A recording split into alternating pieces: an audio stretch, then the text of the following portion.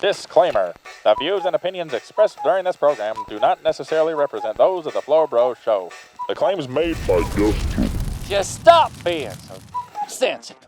I have a duck hunting operation. It's called Duck Ranchin. No one's coming up with a plan to subsidize that or to offset that or give me tax breaks on that or anything else. Okay, well, if I'm not getting it, why should this developer get it for building where there's no water? Yeah. Like, that's bad business model on your side. I worked in corporate America for years, dude. That's a bad business model. Right.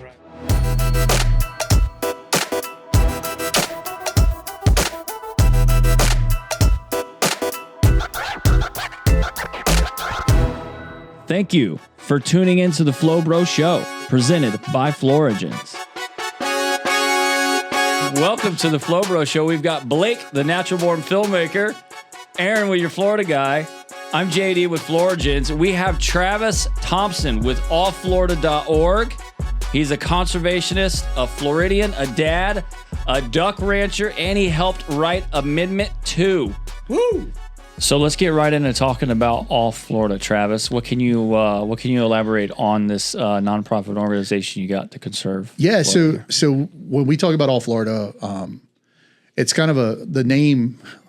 The name's unique to me because we're all Florida. Like what's inside me is all Florida stuff. I'm not everything in Florida, but I'm all I was born here. I was raised here. We went on vacation here. I've listened to you guys before talking about how much you love this place. Mm-hmm. So we're all Florida. It doesn't mean we're the whole collective of the state. It means that what's in us is all Florida. And our tagline right now is authentic conservation. And what that means is we're the only conservation group in the state of Florida that will talk about essentially everything to do with conservation. So we'll talk about ag, we'll talk about ranching, we'll talk about forestry, we'll talk about development, we'll talk about hunting, we'll talk about fishing. We kind of cover everything from an advocacy and education standpoint. That's our goal, is to be in the room. Theodore Roosevelt, one of his most famous speeches, one of the greatest conservationists of all time, it's the man in the arena speech. Mm-hmm. And he talks about being in the arena and standing in the arena. And we think it's our duty to show up. I listened to you guys' podcast with Mimi and Stacy from East Manatee Preservation. Mm-hmm. One of the things they talked about was going to this county commission meeting. And I think decisions get made by people that show up in the room. So part of our culture is we're always going to show up. And then the other thing we try to do is I tell our staff, we don't have paid staff, we have volunteer staff. Mm-hmm. I tell them all the time, we want to be the board. And the way I describe that is you think of a chess match. I think of organizations as pieces on the board. If you ask me, so if I said CCA, what piece do you want to be? They want to be the queen. That's the strongest piece. Or NWTF wants to be a knight because it can move in cool directions and does this. I want to be the board. I want us to be able to control where the game's going and look strategically at the whole board of what's happening, so we're not just so confined to a lane. And that's not being reductive to those pieces, because you need the pieces to make the game happen. But I want to look at that whole board and see how we can affect change at a big level, which means we are often the first group that is called about an issue.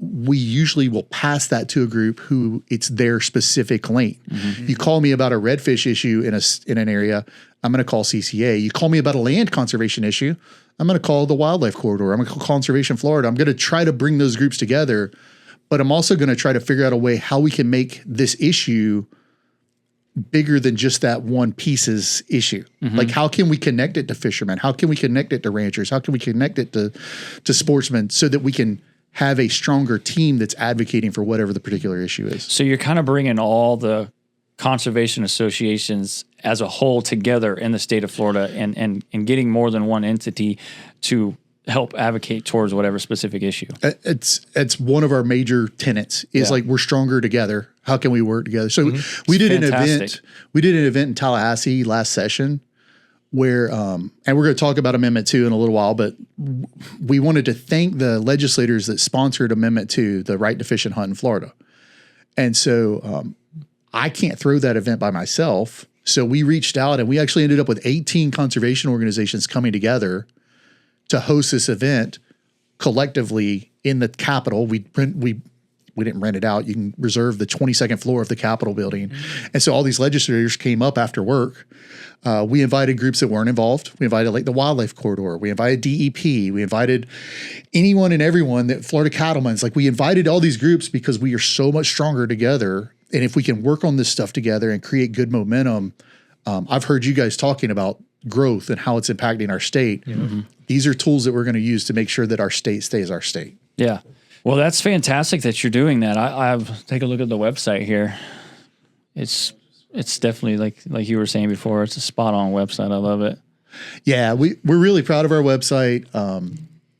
You know, we do have members, but what we really are trying to do is tell a story of Florida. Like ultimately, that's what we're trying to do. Is we're trying to connect people to a place. If I can connect people to this place in a way, I'll say it this way. Look, I know that development's going to happen. I know that there are tons of developments that are going to happen. I believe in private property rights. Like I'm that guy.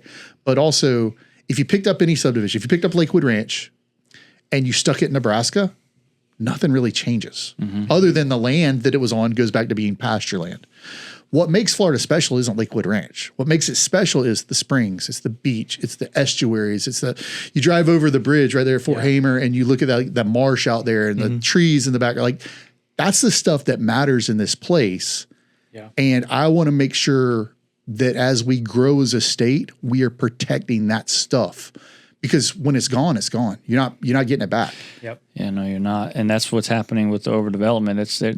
They're just putting houses and concrete everywhere, and it's just slowly going away. Is there any organizations out there besides local government politicians that are kind of rooting for the stopping of overdevelopment that you know of? I think everyone is concerned about development, and I think a lot of groups are working. So like we'll talk about the Wildlife Corridor. That's a group that they do incredible work up and down the state. If you're not familiar with the Wildlife Corridor, it's this idea of we're going to create a green infrastructure from Flamingo to Okefenokee Swamp.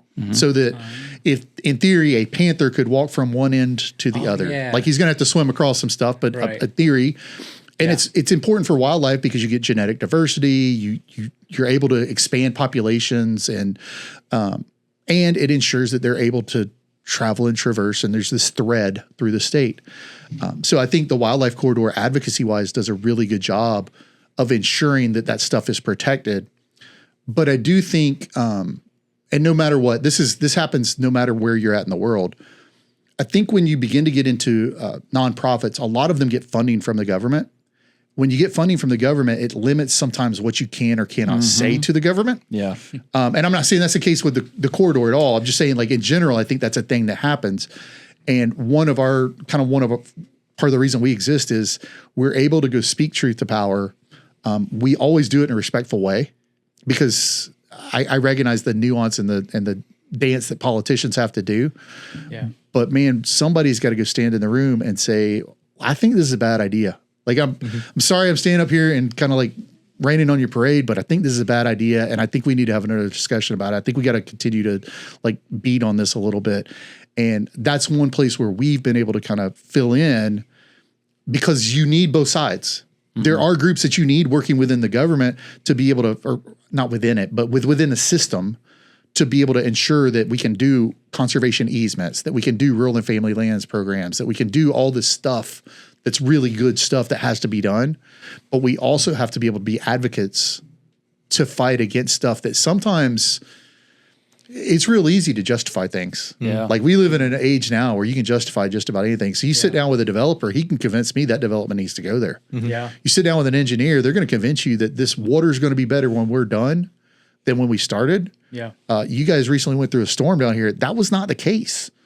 It's just not gonna, once you change the way this place works, you can't put it back. And we're starting to see, I think, some penalties being imposed there on us, the citizens. Right. I'd like to see those penalties imposed ahead of time or different strategic decisions made ahead of time. Did you see the amount of, it's hard to find what some claims are called treated or untreated or treated or versus raw that was dumped out of all these treatment plants from Sarasota all the way up to like Hernando County. 8.5 million gallons or something crazy like that, right? And the Bradenton one had like 3.5 million gallons. Yeah. But So if you go out in the bay right now and out on the beach, it's like sweet tea. It's like coffee. It's horrible, the water quality right now, which impacts tourism, which impacts commercial fishing and charter captains.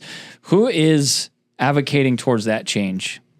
Is there an association or organization out there that I think that's Cabs for Clean Water? Is there anybody out there that has anything to do with? I think you're talking about a really complex problem. Yeah. And I think as a people, I'm going to go back to something I heard on your show from Mimi and Stacy. And I don't remember which one of them said it, but we get wrapped up in the sexier issues. Mm-hmm. Like there's a lot of sexier issues anytime you go to vote on something, and we forget the local issues. Mm-hmm.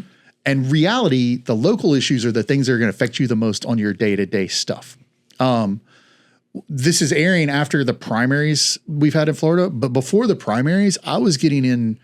I live in Polk County, and in my district, there were 4 people running. I was getting in pictures of them next to the president and pictures of them talking about immigration and pictures. And I'm not saying those are not important issues. I am saying the state rep in your district has very, very, very little influence on that situation. Mm-hmm. The county commissioner in your district has no influence on that situation. No. Mm-hmm. But we kind of become sheep to where we follow along to the best marketing ploy. Mm-hmm. Yeah. And so to go back to your question, I think we do the same thing in conservation.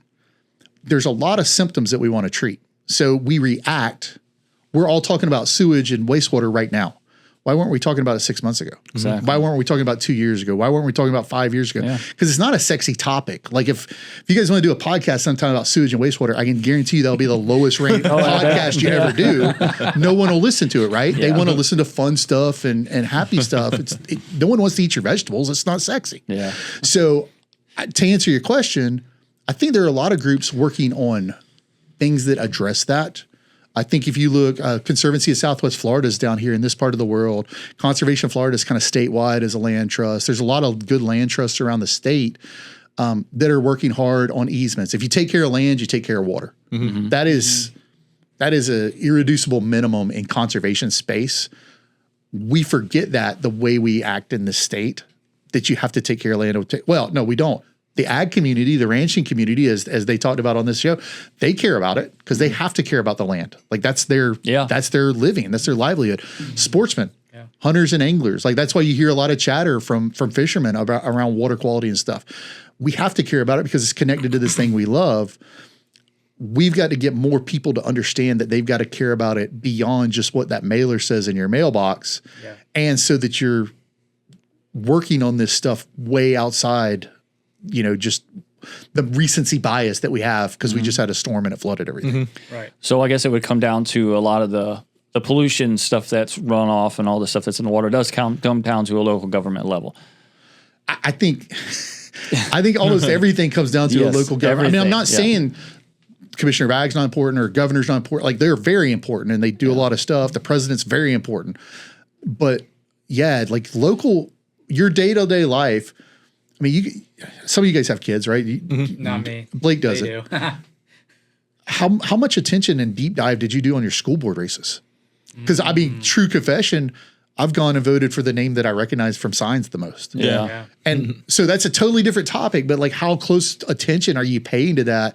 And so now I'm an adult that works 40 hours a week and I've got to do homework on an election. Get out of here with that. Yeah. But at the end of the day, that's going to have the most impact on your life because you got these kids that are spending 8 hours a day in the school and someone's influencing what that looks like. Like you need to know who's on your school board and what they are talking. It's the same thing politically, like road infrastructure. I was on my way down here and I told you guys that one of the roads was just closed. Yeah. Google Maps didn't know it. Waze didn't know it. Like I checked both after I saw the signs. I'm like, this can't be right.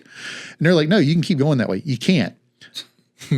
I have gotten one of my, I listened to a podcast years ago where the Inuit Indians talked about how they won't let their kids use GPS. They'll like let them use a snowmobile and a .308 rifle to go hunt walruses, but they won't let them use a GPS to do it because it makes you innately human, this ability to navigate. Yeah. And so I'm like, oh, well, I'm the same way, driving around the Polk Parkway and everything and where I live. Like I like to be able to navigate. I've gotten to where I have to use a GPS to get around my own town because there's so much construction going on all the time. I don't know how to get anywhere. Yeah. I never use a GPS until like the past 2 or 3 years. Right, me too. The same thing. In my town, like when I would go somewhere I haven't been, I would use GPS. But in my hometown, in here, no. It's really just to see Never where the used it. traffic's at. Yeah, That's this is the fastest way to get there now. We know how to Traffic get there. and road closures, like the construction. Yeah. They ripped up our expressway toll road thing. Like they completely like took out our exit. I was coming home at like 11 o'clock one night and I had to go like to another city to then drive home. And I was like, what the heck is going on, man? Like this is crazy town. Yeah. It's ridiculous. It's a crazy state. It is. It's wild. It is. So no one's going to go work on that issue. Like no one's going to go work on, hey, we got too much road construction going on. Right. What we can do is create awareness around the idea of conservation. Conservation doesn't mean no use. Conservation means seeking the proper use. Like we want to conserve energy so that you can have it later for your workout or whatever. Conserving means we want to save resources so that we have resources long term. And so I think conservation has to fold into all these conversations a little bit around what our infrastructure looks like, what our land looks like, what our land use looks like, what our, I hate comprehensive plans because every county's is different and like that's really granular. I'm not the guy that could get expert level on comprehensive plans, but I can tell you understanding your local comprehensive plan or having an organization like an East Manatee Preservation. In Polk, we have Polk Forever, which is a little local group like that. Having those little advocacy groups and making sure you're donating money to them so they can stay in business, that's critical, man. It's critical. People doing the homework for you is critical. Oh, yeah. What does your organization do to raise funds? Do you guys have anything that you do besides Podcasts. Podcasts? No, we're really bad at fundraising. I mean, most people who are into advocacy don't want to raise funds. Yeah. So we do. You can join as a member. We're supposed to have a shop. We don't. It's not set up because I've never set it up. And we've done some minor grants and stuff, but generally speaking, we're not raising a huge amount of money. We'd like to, and we're working on some ideas for that, like actually doing like an event or a fundraiser. We want to do a storytellers night. I think that'd be really cool to just get some really good storytellers and put them in a location and let them tell stories about ag in Florida, about hunting in Florida, about ranching in Florida, like these different disciplines of conservation and how they fit together, and just have a really versus it being like a banquet with like with a dinner and all. Yeah, like could you do a thing where it was just entertainment and you sold tickets to get in? You could have a silent auction or whatever at it, but like something like that. I think that'd be cool. Well, one of the things I kind of want to go back a little bit, but you mentioned wanting to be the board that brings all the pieces. All the pieces are important. The board's important. I think we've in the recent years, especially, really seen the negatives of what the internet and social media and all that can do. But on the flip side of it, there is a positive that could be used with all this connection. With all the people, because you have access to billions of people, through Facebook and all this kind of stuff now. So, with this wave of all the stuff that's been going on in social media and all the negative attention that's coming from it, it's good to see that you can kind of use that, because we met through social media. All of us met through social media. I mean, I've known Blake for a long time, but I met JD through social media and all that. So it's to see some of the positives that can actually come from the internet, which is unbelievable that there's actually good out there on the internet. So it's good to see networking working. Basically. I think social media, we haven't tapped into the power of it yet. Right. Like we're still learning what that is. And I don't think it's this election. I think within 4 to 8 years, we'll begin to see social media become a much more powerful tool in elections, not talking just at a national level, because what you see in elections or in policy is the most money wins. Right. It's always how it goes. Like you can look at the dollars and say, they've got $1 million, you get 100,000, the million's going to win. Right. I think social media can equalize some of that, but I think it's going to take a lot of effort and a lot of trust is hard. Yeah. Like I think trust building and having authentic interactions on social media is going to be the trick. Right. I think AI is going to set that back a little bit. Yeah, absolutely. But I do think it's going to trigger more relational, real life, in-person conversations that have to happen. I agree. Yeah, very much so. We're getting to the point, like I do video for my full-time job, and we're experimenting with a bunch of different AI tools all the time, and we're like, okay, what is this going to look like for our company, like for the future? Because it's like video, it's AI and photo. You can create anything; it's there. Video, it's there, but it's not super easy. But it's going like literally probably this year, you'll be able to put anything in a video. like you can a picture. And so it's like, okay, how can we utilize that? How is that going to change the video industry as a whole? But just like what you said, it's going to bring real conversation and real things.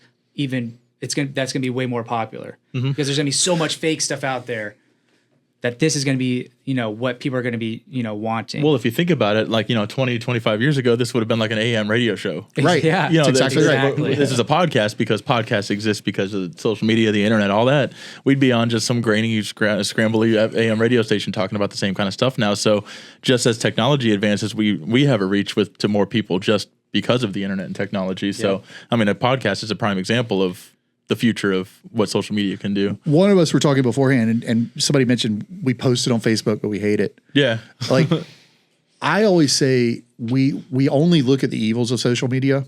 There's a lot of good stuff that can happen on a social media. Oh, yeah. But we allow the tail to wag the dog. It's a tool that we should use. I like a hammer doesn't hit your thumb unless you swing it that direction. Yeah. But we tend to do that a lot with social media, whereas a hammer's a really productive tool. You go give it to anybody that wants to do work. They want to hang drywall or they want to build a house or whatever. A hammer's something they're going to need. Social media is a tool that could be, I mean, you're super effective at using social media to communicate message. Like, it's kind of my thing. Yeah. Like, that's what I'm saying. Like, there are people that have tapped into it earlier. Yeah.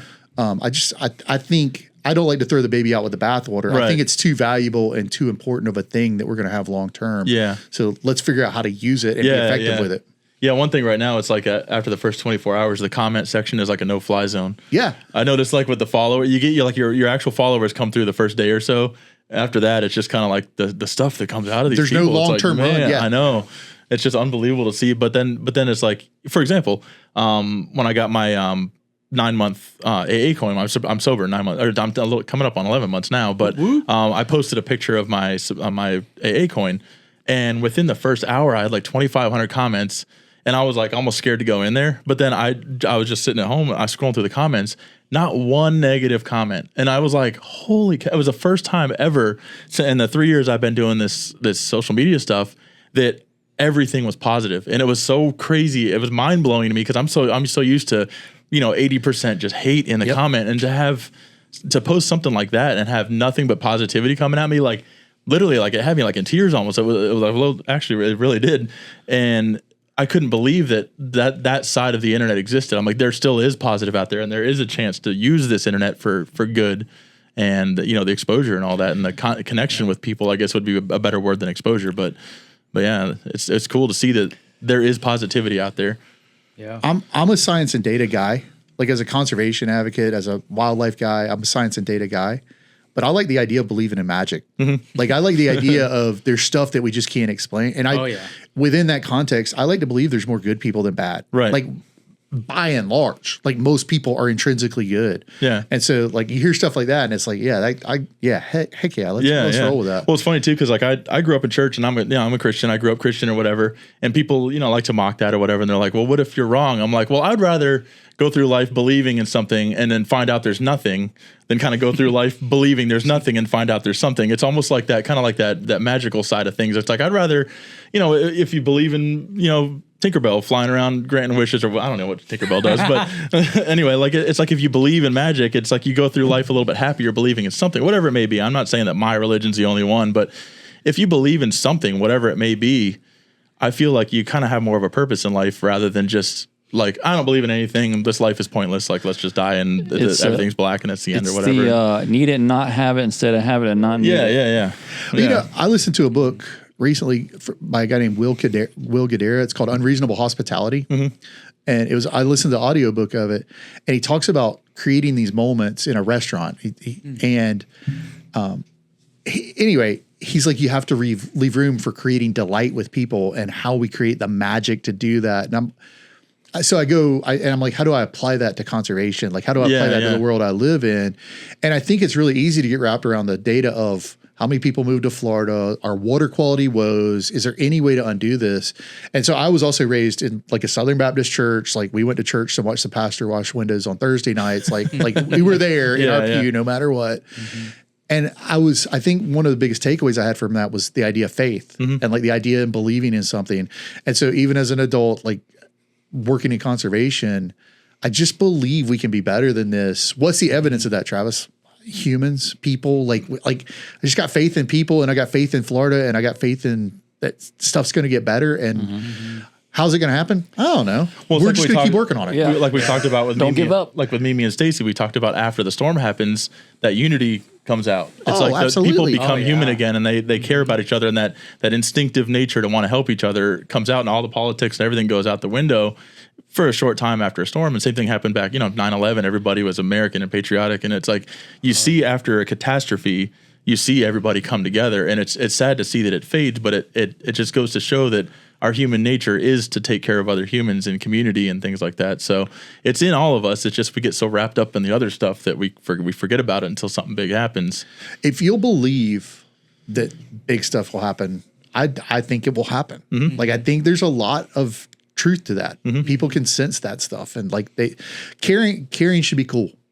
Like, caring should be cool, and I think we've gotten to an age where like it's not cool to care, and the data will handle it, and we know what the outcomes are going to be, and dude, just have a little faith. Like Ted Lasso would say, believe, and slap the sign on the top of the thing. Like, just believe in some stuff. If you don't do something, then nothing will definitely happen. Yeah. It's like, So I see, Blake, could you scroll up just a little down. bit? I see you were recently at ICAST.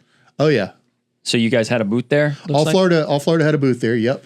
That's ours on the back left. Yeah, And next to then the Florida Florida Guides Association, I'm on their board. So we kind of shared a booth Yeah, that's cool. to speak.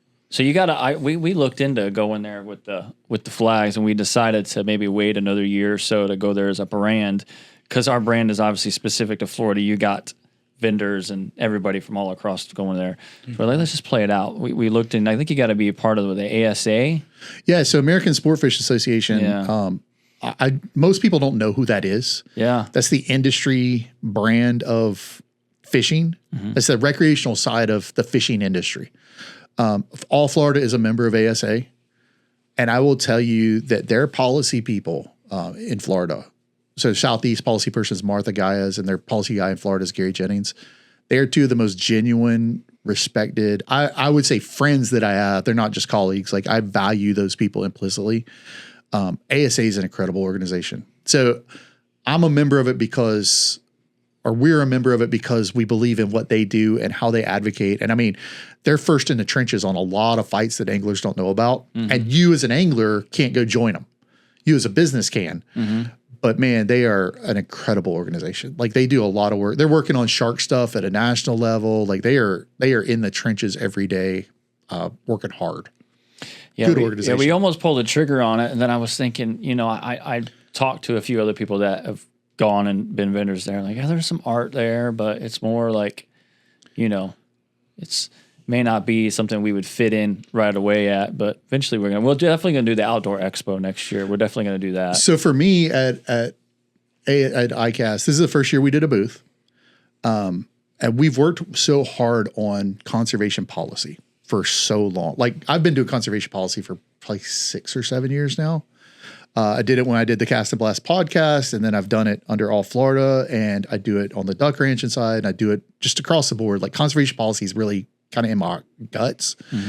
So this is the first year we wanted to do a booth there. And something that was really cool and meant a lot to me was when ASA did their tours, they would tour legislators. We've worked so hard in Tallahassee to develop relationships with so many legislators that we became part of the tour.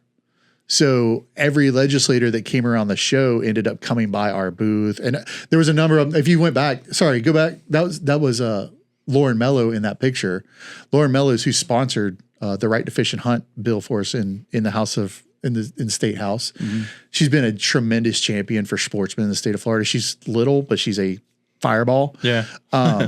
She's just incredible. And so, like, with Lauren, I'll go walk around the show with her, and we'll introduce her with ASA. We'll introduce her to like Florida-based companies. And it's really important because you create almost like this family sense at the show of these are the people that you're going to see year after year. There's vendors that come in that I only see once a year, but you hug their neck and you spend a few minutes with them, and you maybe have a meal and are able to talk about what they're working on and what matters to them. And everybody's there because they love fishing or they love Florida. One of those two things. And so it's a great event. So I imagine you guys reached quite a few people. There's Lisa. Yeah, Lisa Fitzgerald, Lisa Fitzgerald, great friend of mine, and that's Lindsay Cross in the middle. She's a state rep from St. Pete. Yeah, I had met her at that CCA event with Blair Wiggins. She was there. Okay, The Lisa. IRL. Yeah, Yeah. she's Lisa Fitzgerald's fascinating. She'd be a great interview for you guys. She's the only angler in the Florida Sports Hall of Fame. Yeah. She's a woman. Yeah. She's the only angler. Like you think of all the great anglers we have in Florida, the Shaw Grigsby, Roland Martin. Like the only angler in the Florida Sports Hall of Fame is Lisa Fitzgerald. Wow. I did not know that. She's a accomplished person, and she might be the only person I know that spends more time driving up and down the road than I do. Like she gets after it. She'll be off on a weekend and people will say, hey, we're doing a redfish tournament and we got all these released redfish and we're going to turn them loose in the marina. Lisa will drive across the street and get those, put them in a tank and take them and release them somewhere that's better suited for them. Like she loves it. She's in it. That's awesome. That's awesome. So let's talk about Amendment 2, because I see you were standing there next to a sign. I think we need to really vote yes on Amendment 2 in Florida that's coming up in November. Yeah. Let's discuss what this is about.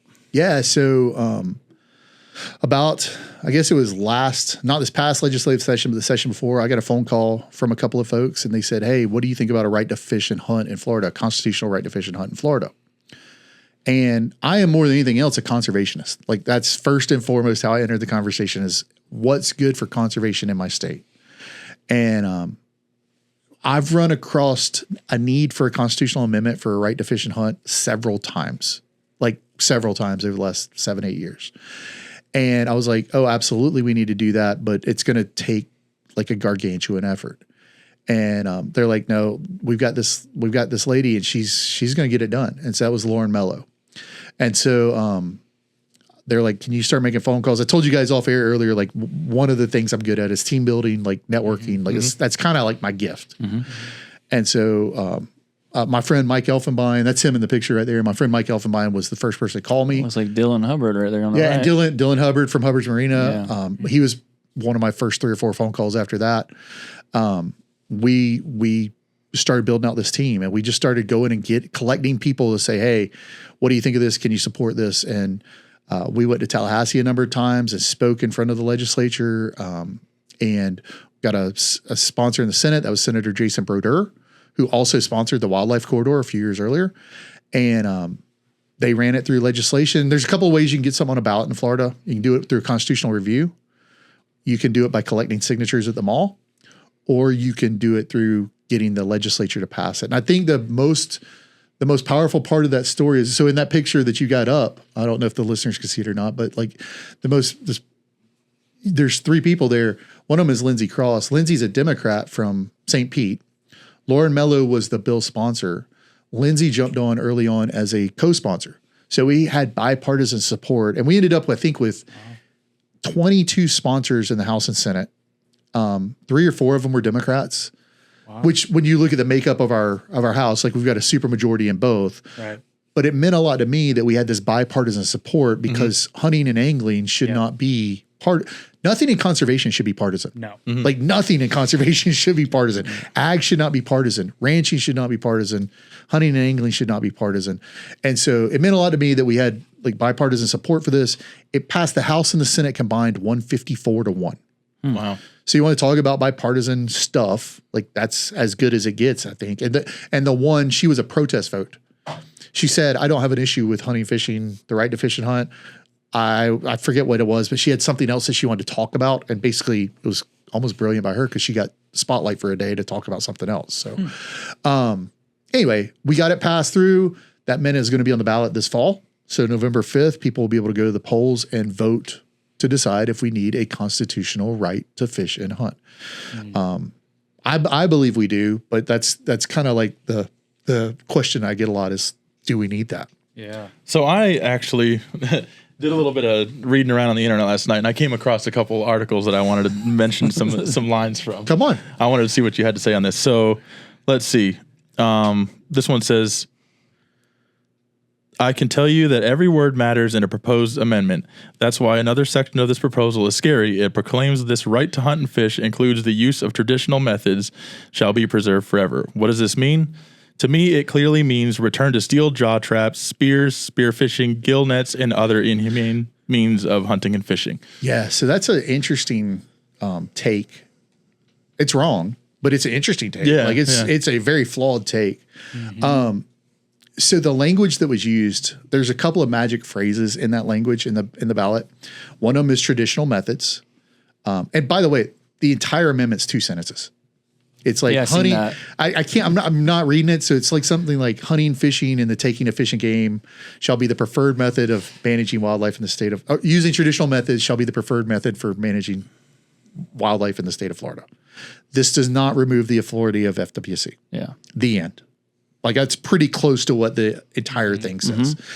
And the only change between the ballot language and the amendment language is one says a vote for, and one says an amendment that says, so like the top sentence is changed a little bit, but beyond that, they're identical. So when you have this language, traditional is tested language. There's 23 other states that have a right to fish and hunt. Vermont has had it since 1777. Like before they were a state in the United States, they had a constitutional right to fish and hunt. This is not new at all.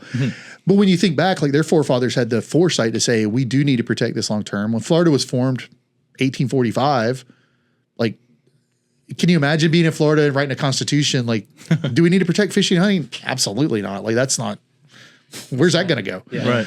It's a way of life. Like that's where you got your food. You walked out your front door with your musket and shot something. So, traditional methods does not mean we are resetting all the rules and regulations that have ever been created. It means that which is legal at the time of passage. So things like archery, things like being able to hunt with, I don't know, I'm a duck hunter primarily, so forgive me if I can't speak well on some of the other regulations, but like a steel shot for ducks and stuff like that. Those regulations are kind of like, okay, we're drawing a line in the sand. We're saying what's legal at the time of passage. We're going to continue to make sure is legal unless FWC deems it's not needed to be legal through some methodology. Typically, we want that to be science. So there's some scientific reason we need to close this thing. I'm going to make this up, but redfish aren't reproducing fast enough, so we got to close redfish or whatever. Like there should be science driving wildlife policy. That's kind of a central tenet of conservation, not public pressure or what we would call ballot box biology driving conservation. Yeah. So traditional language, it's a non-starter. Like that is accepted nationally in all these other states that have it. We had constitutional scholars review this before we went forward with it. And then we've had people wrap around the axle on the preferred language as well. Why do we want that to be the preferred method? And I'm like, okay, this is how I explain it to people. Let's say you have an animal. We'll say we have wombats in Florida because that's easy. That's non-confrontational. Like we don't. So just hang with me on this story. We have wombats in Florida and the wombats go nuts and they start reproducing and we got to manage the wombats somehow. Would you prefer, like I'm asking you guys, would you prefer that as taxpayers we fund wombat birth control or that we fund snipers to go that are like hired by an agency to go hunt them where we're paying as taxpayers for someone to go do that? Or would you prefer that you could pay $20 or $50 or whatever the license fee is and you get a wombat tag and you're able to go shoot a wombat and do whatever you do with it? I don't know if you can eat wombats or whatever. Which one of those makes more sense to you? Well, the third one. Yeah, absolutely. So we're not saying it's required. We're not saying you're required to make hunting and fishing the method of management. Yeah. It should just be the preferred one because it's like that. That's a common sense approach. Yeah. There's this book, and I won't get into it, but it's called the North American Model of Wildlife Conservation. It's the textbook on how we do wildlife conservation in the United States. All conservation is kind of filtered through that. That's in it. Like this is not tricky stuff. It's not hard stuff. Yeah. It's just kind of like commonsensical. Would you rather pay for someone else to do it, or would you rather have the opportunity to pay to do it if you so chose? Right. Yeah. I would rather the latter all day long. Anybody that cares about money would prefer the latter. Yeah. Like the wombats are going to go somewhere anyway. Right. Like we're either going to inject them with something and catch them, or we're going to shoot them, or we're going to like something's going to happen to the wombats because there's a bunch of them out there now. Right. This is how you do that. So I wanted to just confirm for everybody that's listening, the constitutional right still means that you have to buy a fishing license and abide by state regulations put forward by the FWC. and you got to buy your snook stamp or your lobster tag or It means you can't just go your out alligator. and You can't just go out there and start casting and blasting. You can't just start casting and blasting everything, guys. Right. Just make sure you don't act foolish. Yeah, People yeah. think, oh, they're already crazy in Florida. Why would they let them hunt anything? And isn't it crazy that we're like, would you say the state that there's 22, 23? 23 other states. So this is the fishing capital of the world. Where it's silly that now we're just now getting onto this. Like, that's crazy. Wow. Did you have other comments? or was Well, that- I mean, so I guess to continue on that first one. To him, he says this clearly means like bringing back, gillnet fishing and things like that. yeah, we're We going to were talking- harpoon manatees or something like Yeah, that. yeah. No, we're not doing that. So like you were saying, like before the show, you were talking about how things like that were already in place. It would have to be that particular amendment would have to be reversed for something like this to affect that. Yeah, so not a lawyer, state college educated guy here. Yeah. The way I understand it is, and I understand this because I've talked to a bajillion lawyers. The gillnet ban, the net ban, is dear to my heart. I wrote my high school senior paper on the net ban. Like I love it. I love it so much. If you can't, it's already an amendment in the Constitution. Right. You have to read the Constitution as a whole. So if this were to try to undo it, it would specifically have to cite that it was undoing it. Like you would have to call it and say, this is specifically undoing amendment whatever, the gillnet ban. It doesn't do that. And every constitutional person that knows anything about the Constitution, I'm talking like you can go to sit down in the agency offices and ask them. They're not going to write it down, but they'll tell you there's no risk at all to the gillnet ban on this. We talked about private property rights offline because Yeah. I've seen that myth out there. Like That's another thing. This is going to encourage trespassing on private property. No. Right. And the analogy I kind of use on that is like you have a right to free speech. Your right to free speech doesn't mean you can go exercise it in my front yard. Like I still have private property rights there. Your right to fish and hunt doesn't mean you can exercise it in my front yard. Like that's such a far-fetched, silly, idiot, you know what, analogy. Like, man, I can't believe, but it's those messages are coming from people that are truly anti-hunting, anti-fishing. Yeah. Right. People wonder why we need this. The fact that those factions exist in Florida is why we need it. Yeah. Are they huge? No. But they're going to continue to grow because the state continues to grow. And we don't check people at the door and say, hey, what do you think about fishing and hunting? Yeah. Like we put a lock on the door now and we don't have to worry about it later. Right. Yep. So another one I got. This is another one that stood out. I mean, this is all just from random newspaper articles and stuff I found around town. But the best argument we can see for this stinker is that it's bait, intended to draw out low information, far right voters who can be easily swindled into believing that their rights are somehow under attack, and who will presumably be voting conservative across the rest of the ballot. All right, quiz time. Anybody remember what I told you the vote was in the legislature? 5 to something. 154 to 1. 154 to 1. So I think there were of the 47 Democrats that were available that day, 46 of them voted for it. You believe the 46 Democrat elected officials in the state of Florida said, hey, this is a great idea to draw out low information, far right voters. We're going to shoot ourselves in the foot and let's put this on the ballot. Yeah. Yeah. That's what this guy believes. Yeah. I mean, I don't remember who quoted that exactly, but the people that are out there kind of on this are like saying we should vote out every Democrat in the state. And I'm like, hold on. You're also saying this is baiting for this, but you're also going to vote against all these people that have been champions for the issues you care about that are not this. Like, it's the most nonsensical argument I've ever seen in my life. This is a no-brainer. Yeah, and I did see a list of other organizations in Florida that were backing it, like CCA, and like there was a long Yeah, if you go list. to voteyesonToFlorida.com, there's a long list. All Florida's on there. We've supported it since the outset. CCA, Bonefish Tarpon Trust, Ducks Unlimited, Ducks NWTF, Unlimited, Florida Guides Association, NWTF, you name Safari Club, Congressional Sportsman, like FWC. Yeah. Their chairman of their commission is listed on the website. The chairman of, or the commissioner of agriculture, Wilton Simpson, listed on the website. Like this is overwhelmingly like, the only reason you'd be on the other side of this is if you are anti-hunting. Yeah. But I do think there's an important conservation concept that is also not discussed here.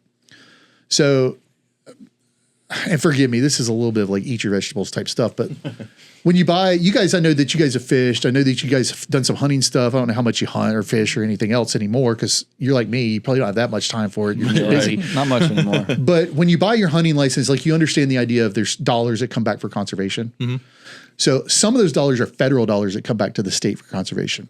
And those federal dollars are earmarked for specific things.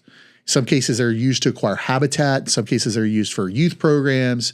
On the fishery side, there's a certain percentage of the federal dollars that come back to the state that have to be used for boat ramps. So let's say you don't fish, you don't hunt, but you have a jet ski. You should dang sure vote to protect this because there's not a public boat ramp in Florida, or maybe there is one or two, but generally speaking, there's not a public boat ramp in Florida where there is not fishing license dollars in the boat ramp. So if you're a pontoon boater that wants to go drink beer and just roll around at the sandbar, you better dang sure think a fisherman that you're able to put your boat in the water. If you're a kayak angler, if you're a jet skier, if you're whatever, and you don't own a fishing rod, it doesn't matter. This is the tool that's going to allow those types of things to continue. Yeah. Similarly, if you're a bird watcher that likes looking at scrub jays or bald eagles or swallowtail kites or whatever, where are most of those things existing? They're existing on wild lands that are by and large funded in part by sportsmen. The wildlife corridor, 20% of the wildlife corridor, 19% was acquired outright with sportsmen's dollars. Wow. Not anyone else's dollars. And then you tack on, like we're doing easements now on environmental lands, which is where the state is basically buying the development rights from a rancher or an ag person to not develop. Right. They can continue to work in the land. How are they going to continue to work the land and make it worthwhile? They're going to continue to grow cattle. They're going to look at agritourism ways. They're going to run hunting operations if they can. They're going to sell turkey hunts. They're going to sell deer hunts. They're going to sell duck hunts. They're going to sell quail, whatever they can sell to stack revenues to keep that land wild. This is the tool that's going to keep Florida wild and keep Florida special. And I can't imagine why you would be in a conservation space and be against this unless you were outright anti-hunting, anti-fishing. So it's really like kind of a no-brainer if you care about wild Florida in any way, shape, or form to vote yes on this. So this guy's opinion of, the low information, far right, casting and blasting type redneck crowd is not necessarily who it's going to draw out is based on what you're saying. And if I remember correctly, I can't remember who wrote that. There was one guy, he's a lawyer and he's a respected lawyer. And I reached out to him. He's like, I've already said what I want to say. I don't want to talk anymore. One of those was from the Orlando Sentinel, and the other one was Clay Henderson. So Clay Henderson's the lawyer I was talking about. I reached out to Clay. I texted him and said, "Hey, Clay, I'd like to have a conversation." I don't remember which one's what. So what you're saying is opposite of what we know to be true, and I'd like to have that conversation with you. And he's like, "No, I don't want to talk to you about it." Yeah. I'm like, "Okay, well." That should show you kind of like where your agenda is. If you're not willing to have a conversation 6 months ago about it, why should I listen to you anymore? Right. Like I'm open to the dialogue. Like didn't you say somebody said something about one of the comments said something about they were literally used the word people who voted on this were ignorant? Not in this specific articles I had, but I did find one that said people were like just like the ignorant far right. It was kind of the same play on words as what the other one said. It's like it's just going to be a bunch of like right wing six-gun shooting Wild West kind of people. But they used the word ignorant. Yeah, the word ignorant was in there. That was kind of like grinding my gears a little bit. Yeah. I'm like, really, you're going to throw that word out there? Like everybody who's voting yes for it is ignorant. That is such a low blow. Yeah, I don't have a screenshot of it, but one of them did say ignorant and uneducated far right voters. There you go. Listen, man.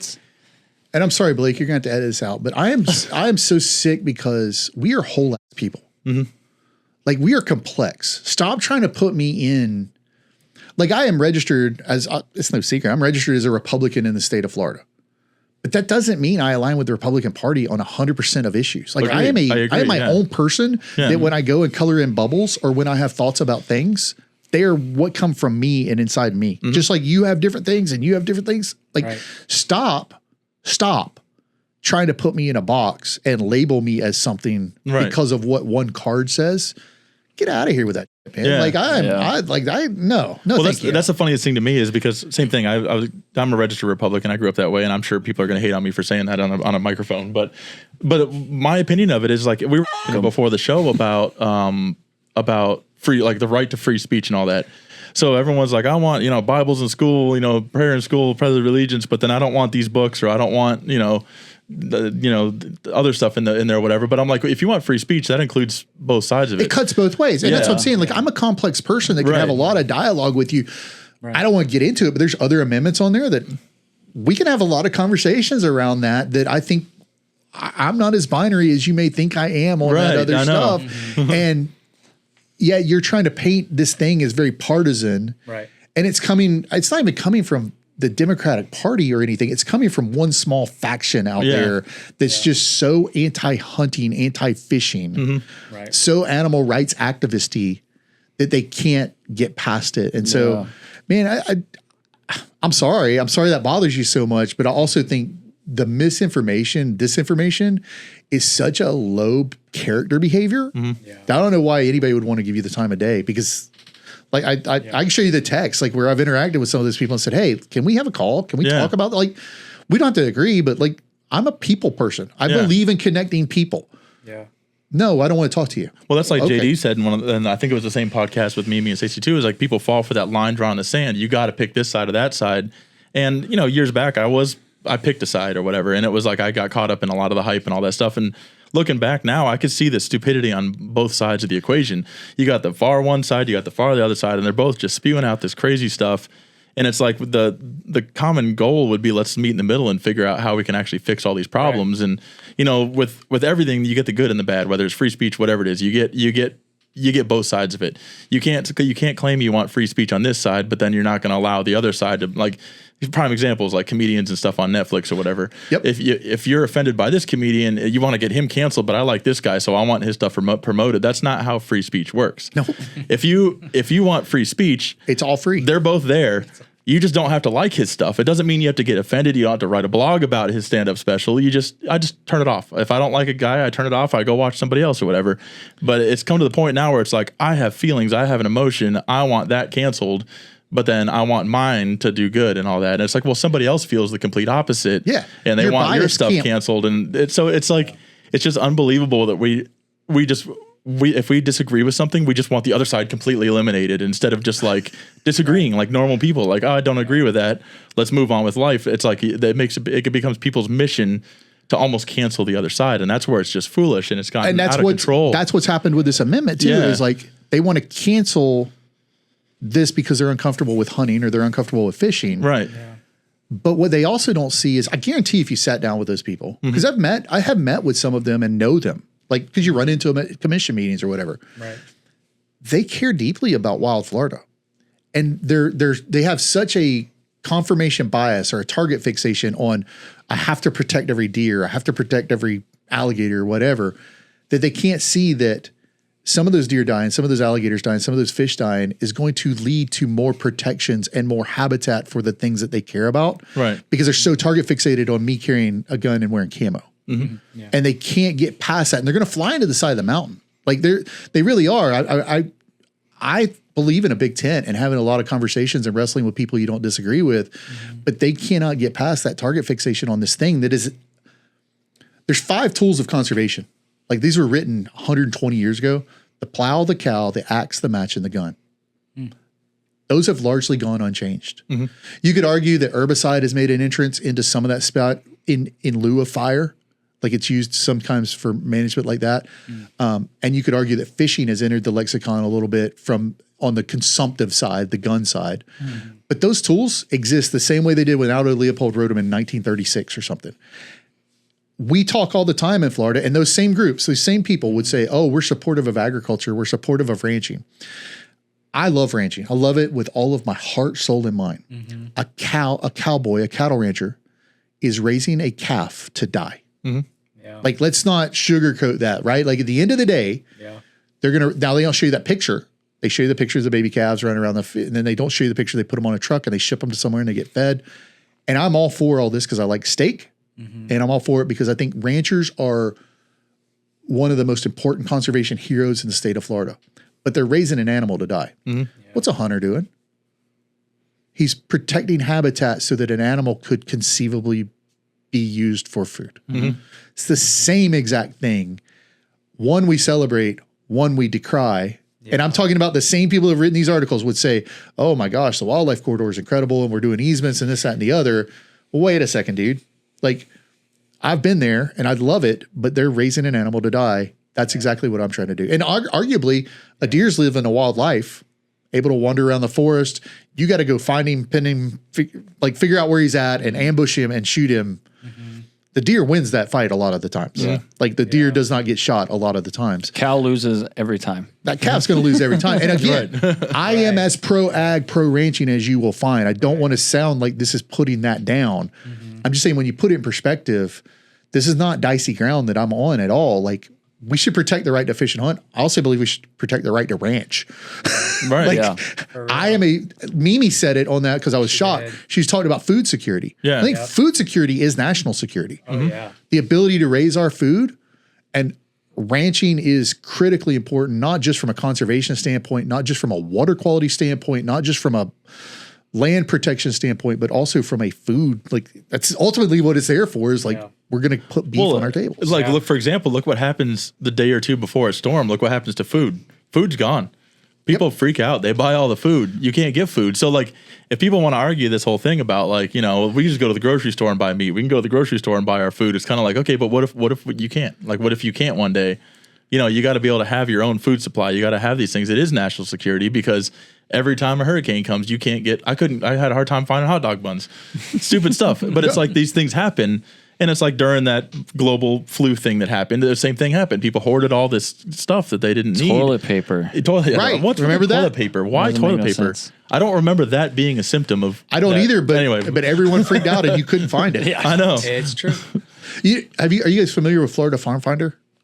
Children and Child's, like it's a Facebook group, but it's also they've got a website. I just came across it recently. So she started it during the 2020 deal. She started it during that because people couldn't find food. And so you had these growers that wanted to sell their food, but they couldn't sell it because they were not FDAC certified or whatever the rules were. And so she figured out a way that we could connect people to the growers. Right. Because used to you bought your food from the person that grew it. Now there's like 6 degrees of separation. There's like a Kevin Bacon deal. So Jillian created this group with the idea of we're going to connect people to growers, and it's taken off. And people like I bought honey yesterday from a grower in that, or from a whatever you call a honey farmer. I don't know what they are. Blake's got honey. What are you there? Are you a honey farmer? Apiary is what it's called, but no, I have a couple hives. Yeah, I'm not an apiary. I think it's called apiary. Then. Blake's got your honey. But no, I bought honey. I met this girl at her office. She's like, just come in and bring cash. And I walked in and handed her cash. And she handed me 2 jars of honey. And I walked out. And I was like, it's the best too. Local It's honey like- is the best. oh, it's good for your allergens and stuff. It's gonna be the new. Well, like my daughter had like a little bug thing, honey. and my wife will go buy elderberry syrup from a guy that makes elderberry syrup locally, and that's like our go-to when one of us gets sick in the house now, and it's from Manatee County, like right here. And it's cool to be able to just go buy things locally that somebody had made and produced and buy it. I mean, we bought it from a store who gets it from the guy, but I mean, that's about as close as you can get to straight from the guy. There it is. She goes and collects these farms. If they post on Facebook, they're selling beef or they're selling. Yeah. She shares them to that group. So then there's an index based on where you are. So you can say Polk County and it'll pull up the growers or sellers in Polk County. No kidding. And so you can go buy, you can go buy beef there. You can go buy, because there's like a FDAC regulation where you can buy a side of beef. Yeah. And it doesn't have to go through like USDA regulation. You could buy the side of beef. You could buy blueberries. Quail eggs also have an allergen thing. Do you know about this? No. Quail eggs are like super good for people with allergies. Yeah. I bought 3 dozen quail eggs from a guy off there about a month ago. Like, Really? Yeah, you can just you can find anything out there. I've never heard that one. And I think go back to food security is critical to national security. I believe that. I also believe ag is again it's one of the 5 tools that has gone unchanged. If you think about land conservation, like we talk about easements and all these other things, but you think about some of these small places, like Blake, how big's your place? Like 400 acres. So you got these small farms, these small, like, I'll say hobbyist farms, or they're doing it as a side hustle, or they're doing it just to produce food for their family. That's land protection that's occurring there. Like keeping him in that farm and keeping him successful. So if he wanted to sell his honey or sell his whatever, having outlets like this is a conservation tool, because that 400 acres isn't going to get an easement compared to the 3,000 that will. Right. But if we can keep him solvent and viable, that's 400 acres that's not getting 1,600 houses or whatever we'd put on that. Like it feels like a bajillion. So it's critical to like ensuring. So something I haven't talked about is ensuring our way of life, like our quality of life. The problem isn't that we mind houses being built. The problem isn't we mind development. The problem is we mind the traffic. The problem is we mind. I heard you guys talking about that. Like I remember from Polk to Anna Maria Island used to be about an hour and a half. Dude, now it's an hour once you get to Parrish. Like I live in the same town and it's about an hour and a half. That's what I'm saying. Like it's the traffic just is so astounding. The last time we went to Anna Maria was like 2 years ago, and I told my wife, I said, I don't know if I'll ever come back here. Like it's suffocating feeling to be out there. That's the stuff that I don't think we're doing a good job managing is the impacts that we feel on our way of life. We lived here for a reason. Yeah. We love it for a reason. And that is I can run to the beach in 30 minutes or I can like that's when that's taken away from me, I fall out of love a little bit, or I get disenchanted a little bit with the stuff that's going on here. And well, I'm speaking very locally here, but like, for example, speaking of roads and all the traffic issues and all that. So they're building all the houses on Upper Manatee River Road. They put that Fort Hammer Bridge that goes over into Parrish. So as they're getting ready to build it, there's neighborhoods popping up left and right. They're moving all the infrastructure, they're moving power lines, moving all the stuff. Like it looks like they're going to build this giant road. And then, they repave the whole thing. They do the whole thing. The only difference was they added a bike lane on each side.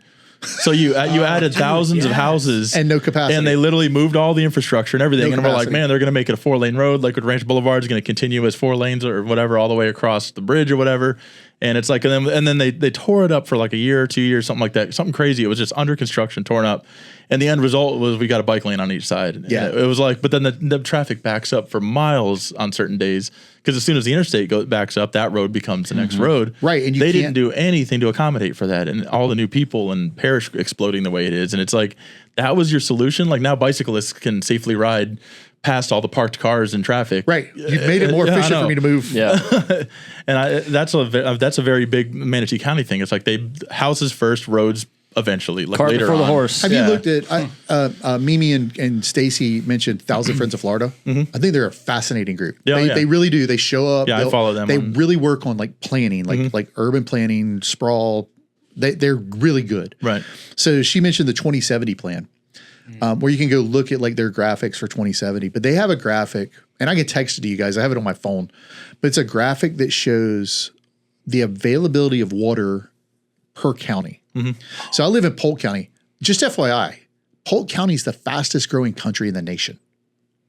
So you think this is bad? Yeah. Come over and let me show you some. I've heard. Some bad. I haven't been there, the fastest growing county in the country. Yeah.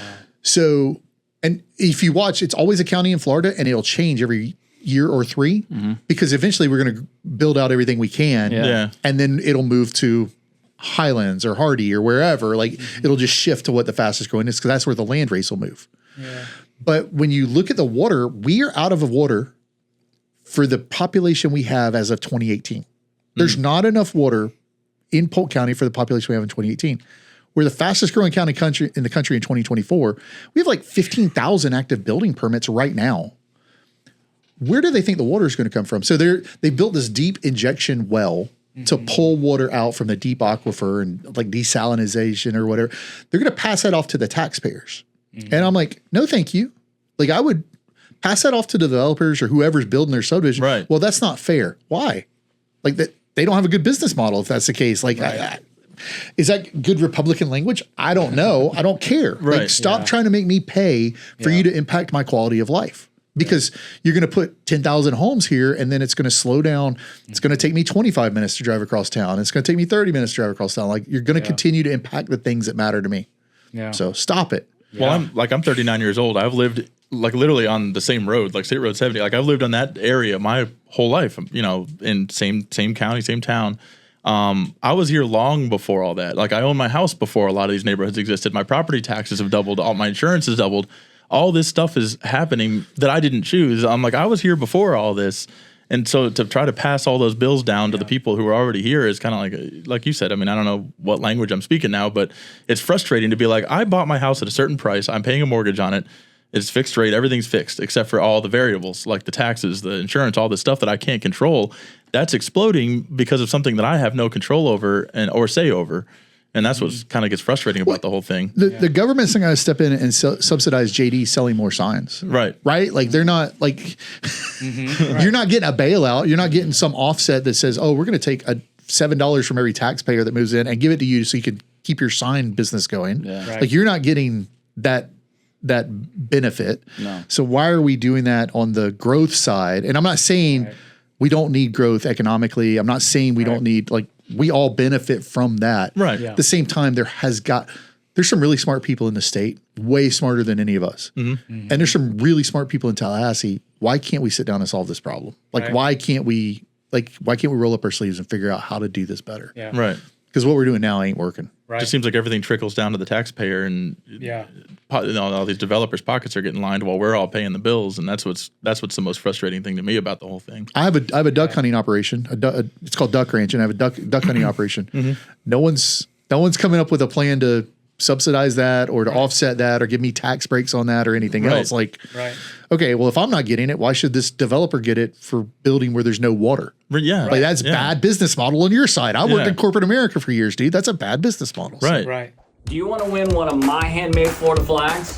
I'm JD, founder and owner of Floridians. Check out Floridians.com for all of our art apparel and accessories. For every $3 you spend is equal to 1 entry to winning one of our handmade Florida flags. Why are you still here? Go to Floridians.com.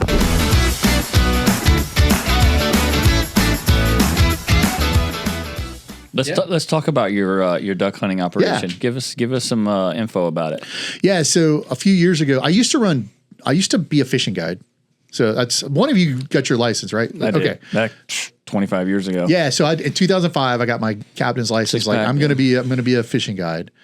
And I started out fly guiding for tarpon, and I'm going to upset some people, but my clientele was couldn't use a fly rod. Yeah, generally speaking, they did not know how to fly fish. They were from Montana or they were from Wisconsin, and they could throw it across a 30-foot trout stream, but they could not throw it in front of a tarpon rolling at 60 yards, 50 yards, whatever. Like they couldn't get it out there.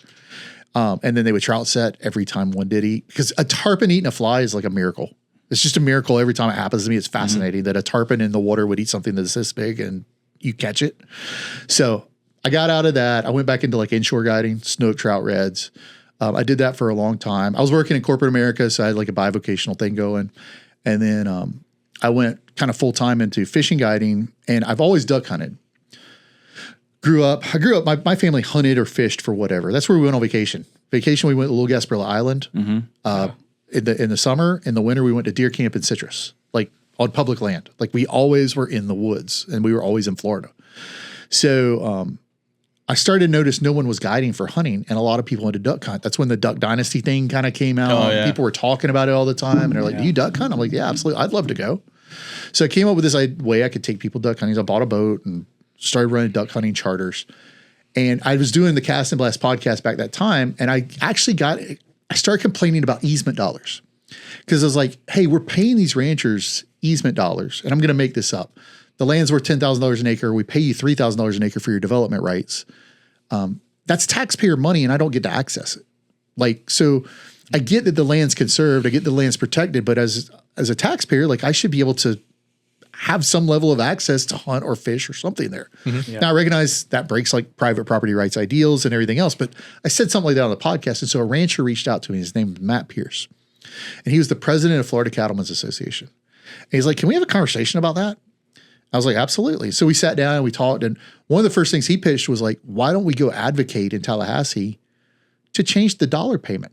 Like if you want a easement that pays you more, allow public access on it, and we'll pay you $4,000 an acre instead of $3,000 an acre." And now we got some kind of hybrid WMA system that's existing on your private land.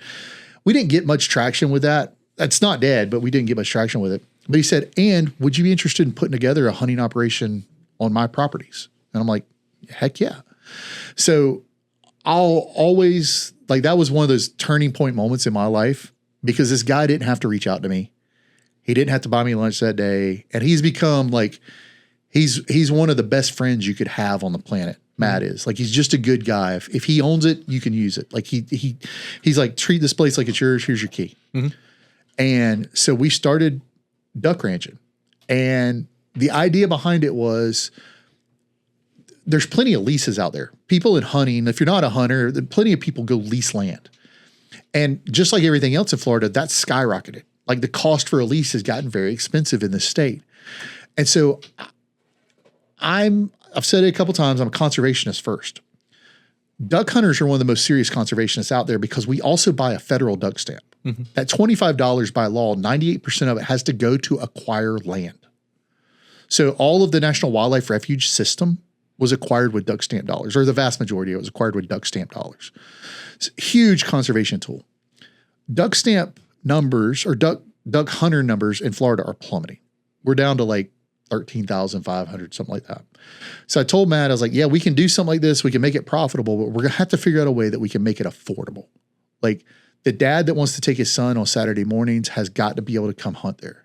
The buddies that want to hunt 2 times a year, they got to be able to afford to come hunt with us some. Mm-hmm. And so he didn't hesitate. I mean, this is a guy trying to make money off his land, revenue, but also helping out. He didn't hesitate. He's like, kids hunt free, no matter what. I was like, really? He's like, yeah, no questions asked. He's like, and create a model where we run more hunters and charge less. So we did. We created this model. The first year we did it, I think we charged $200 a gun. This year for big duck season, it'll be $250 a gun. And that's been over 5 years. We've gone up $50. And I mean, inflation's kind of hit everything, right, unfortunately. But what we do is we created this situation where people would come in, we take them out. It's almost like a DIY situation. We take you out. We have a blind there. We put you in the blind. You bring your own decoys. If you don't have them, we've got some will loan you. But people are like, can we rent decoys? I'm like, no, we'll let you borrow them. Like, I'm not looking to nickel and dime you to death. Yeah. I want you to experience what we got to offer. And a couple of things have happened since we started doing this. One is we've had a tremendous uptick in understanding of agriculture's importance in the state, mm-hmm, because these guys are going there. And, you know, when you talk clean water, ag has gotten demonized in that conversation a lot. And that's not fair. Right. Those people are working really hard. They care more about the land than anyone you will ever find. And honestly, the water that can sit on their land is getting cleaned. Mm-hmm. And so people are getting to come. We had people come in that were anti-ag, and they would come out there and they would be hunting, and they'd see all these crazy birds. So I've got a story about endangered snail kites, but they would see snail kites. They would see so many. They'd see deer. They'd see pigs. They'd see bobcats, like on this beautiful ranch that we've got way down in South Florida.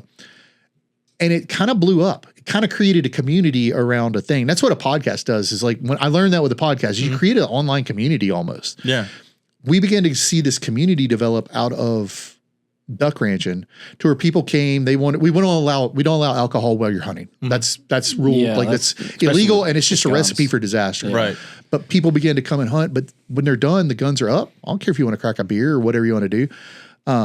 So they began to hang out. And so Matt would load some of them in his truck and take them around and show them the ranch.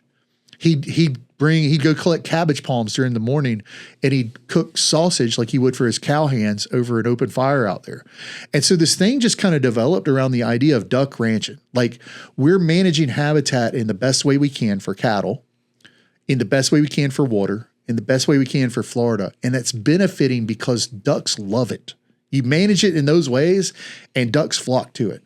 And then we're going to allow you to come in and share part of that with us. And so it's this thing I'm really proud of. It's one of our biggest accomplishments is like I think over the years we've taken about 1,000 different people through the Duck Ranch. And we have a lot of people that hunt with us multiple times a week or multiple times a season. But they continue to come. So 1,000, 1,200 people out of 13,000 duck stamps sold. We've penetrated 10% of the actual waterfowling market in the state of Florida.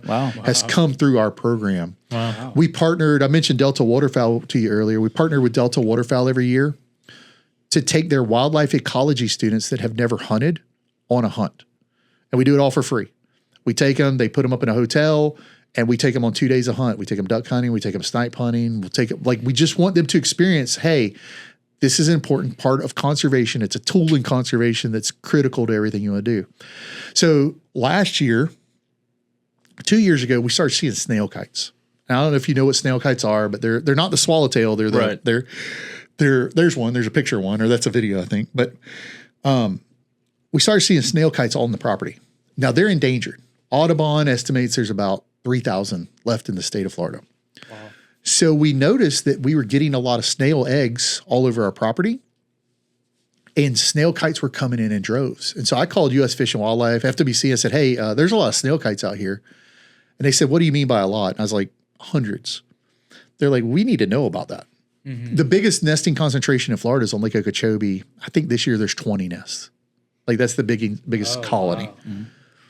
They came out and they're like, are they nesting? I'm like, I have no idea. Like I wouldn't know a snail kite nest if it fell on me. Like I can identify. They're like, well, do you? Yeah. So the girl from University of Florida shows up and she's like, are you sure these are snail kites? We're staying outside the gate waiting for somebody. I'm like, yeah, I know a snail kite. She's like, are you sure? Because you said there's a lot. I'm like, they're snail kites. I promise. So we go through the gate and they're literally flying across the road in front of us. Like there's just dozens of them flying, trading back and forth. And, so yeah, we got a video playing there. That's a video that we did with All Florida to kind of talk about this because it's such a cool conservation story. We ended up with 68 nests on our property, and we had a 70% nest success rate because they get raided by predators and stuff. We do localized predator management for ducks. So because we do that, our egg success rate is higher. And so we banded, I forget how many we banded, but we went and we caught baby snail kites and we did this all with permits from U.S. Fish and University of Florida. And it was this really cool story to me because we talk about the Panthers, right? Carlton Ward did Path of the Panther, and that's a great story. It's incredibly well done. And the Panther is this avatar for conservation in Florida. But there's lots of species out there exactly like this. And I love the snail kite story because we manage that water for duck hunting. Like we have the water at the depth that it is so that we can sell duck hunts as a revenue. And guess what benefited from? Because it's not truly beneficial to the rancher to have that water in that place at that time of year. It's not hurting him, but he needs to move the cattle onto places they can graze. Right. We'll put cattle in there to disturb the water, which triggers the plant growth, which triggers the stale growth, which ends up with these kites having a place to forage, a place to go. And so it's really cool and it's emblematic of a lot of what we talked about because that's why hunting matters. Without the hunting operation there's no reason to keep the water and you don't have those kites breeding. Without the ranch there's no reason to protect that land and be able to hold that water. And so you have to have these tools of conservation all working together.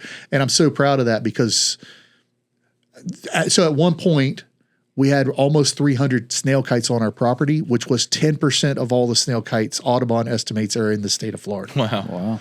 And this year we've got them back again because we're managing the water and we're able to reset it. Like we do a thing called we drain the water and then we let it come back. And so it resets the field. So you get nutrients uptaken and it actually cleans the water faster, but it also triggers the snail growth and everything else. It's really cool. So really cool. Where can people find, your ranch is where at in Clewiston? The biggest ranch we have is in Clewiston. We have properties from Okeechobee down south of Clewiston. Gotcha. Now, let's say it's duckranchin.com. Is that what it's at? I think so. I actually don't use the website a whole lot. Duckranchin.com. I think it's duckranchin.com and I only use it this time of year. Yeah. When it's getting to be duck season. So I haven't looked at it since last season. But yeah, we have a booking form. You go and you fill out, there you go. It's the early teals booking season. That's a picture taken from our ranch of all those birds. Nice. But yeah, you can go to duckranchin.com. You can make a reservation. You can ask somebody to call you, the whole 9 yards. It's lower tech than All Florida's website is, but it doesn't have to be. We're not trying to impress you with our website. We're trying to get you out to experience a really cool part of Florida. Yeah. We've had mornings where the ducks didn't fly good. And we tell folks like, this isn't a baited field. It's not, I mean, we do everything we can to encourage this habitat, but what we're doing because of ducks, now because of kites and because of cows. So this is a benefit to it. And it's a benefit to this rancher. It's a benefit to me. It's a benefit to what we're trying to do, but ultimately we're trying to do conservation work and put something on top of it. So it's a cool program. What's the bag limit on those? On ducks, you can kill 6 ducks a day per person. And then that's an aggregate limit. They have different limits for different species. So like teal, the bird that was on the front page there, you can kill 6 of those. You can only kill 1 Florida mottled duck, which is a cool duck that a lot of people want to shoot. So if you kill 1 mottled duck, you got to make sure you don't shoot another one. But it's a little tricky, but there's an aggregate bag limit there. Cool. But we offer to we'll put people in the blind with you Right. if you don't know what you're doing. Like we want people to come experience it. We want people to buy hunting licenses because of the conservation. We want people to see the ranch because they'll understand how important it is to conservation, the water management, et cetera. We want people on the property. We've given away, Matt will kill me for this, but I think we've given away about 200 hunts in the last 3 years. Wow. To people, we find people and they're like, I'm not for hunting. I'm like, well, will you come hunt with us for one day? Yeah. I'll let you come hunt with us for one day. You don't have to carry a gun. I had a lady that was anti-gun. Yeah. She's like, I am not comfortable around firearms. I was like, okay, let's go sit in a duck blind together. I'll bring calls and no gun. And we did. We went and sat in a duck blind. I had a lady that was a falconer. She wanted to see if her falcon could catch a duck. Whoa. Took her and sat at a duck blind with her. It was so cool. Falcon was scared of water. It was a hawk. It was a Harris hawk, and they don't like water. But she has since started working with us some. Like she'll come out and we let her hunt for free, and she'll show kids her hawk. So it becomes like an educational. That's You cool. bring your kids out there, and you got a girl with a hawk, and she like we'll take it out and let the hawk catch a buzzard. They'll catch vultures. This is the number one predator for cattle in Florida is black vultures. They'll kill the calves. And if the cow turns on them, they'll kill the cow. So because she's weak, she's just giving birth. So we can do a thing called abatement where you chase buzzards off of cows. And so she'll take that hawk, and that hawk it's like half the size of a vulture, but it'll hit that vulture. And vultures are so smart that once you do it once, it doesn't hurt it. Yeah. They'll fly away and they won't come back for like 3 or 4 days. Yeah. Wow. So it's pretty cool. Man. How big is the ranch down there? How many acres you got? That particular property is about 8,000 acres. Wow. All in, we've got about 15,000 acres that we hunt That's amazing. across the state. So, but That's cool. And they can go to duckranchin.com to figure out how to get to which place they want to hunt. Now, do you guys offer different locations, you said? yeah, different locations. We run everything through the same website. And right now, all we have open at the time of this recording is early teal season. Yeah. That's in September. And that'll only be there Yeah. because that's the property they'll have the teal. But the other thing you can do is if you're on social media, you can go to @Duck Ranchin, no G. I don't monitor that account. I have somebody that does, Harry, who runs most of our hunting stuff. So somebody will get back to you quicker than texting me or calling me. You can message me at Travis Thompson on Instagram. I mean, too, but $225 a hunt for, and being able to experience that old Florida swamp cattle ranch. it's pretty cool. And then the possibility, I mean, if you didn't kill a duck, even if, it's still an experience. It's pretty cool. Yeah. It's pretty cool. You're going to meet a real rancher because Matt's the real deal. Like, it's unique. And during big duck season, snipe is open. You guys know what snipe are?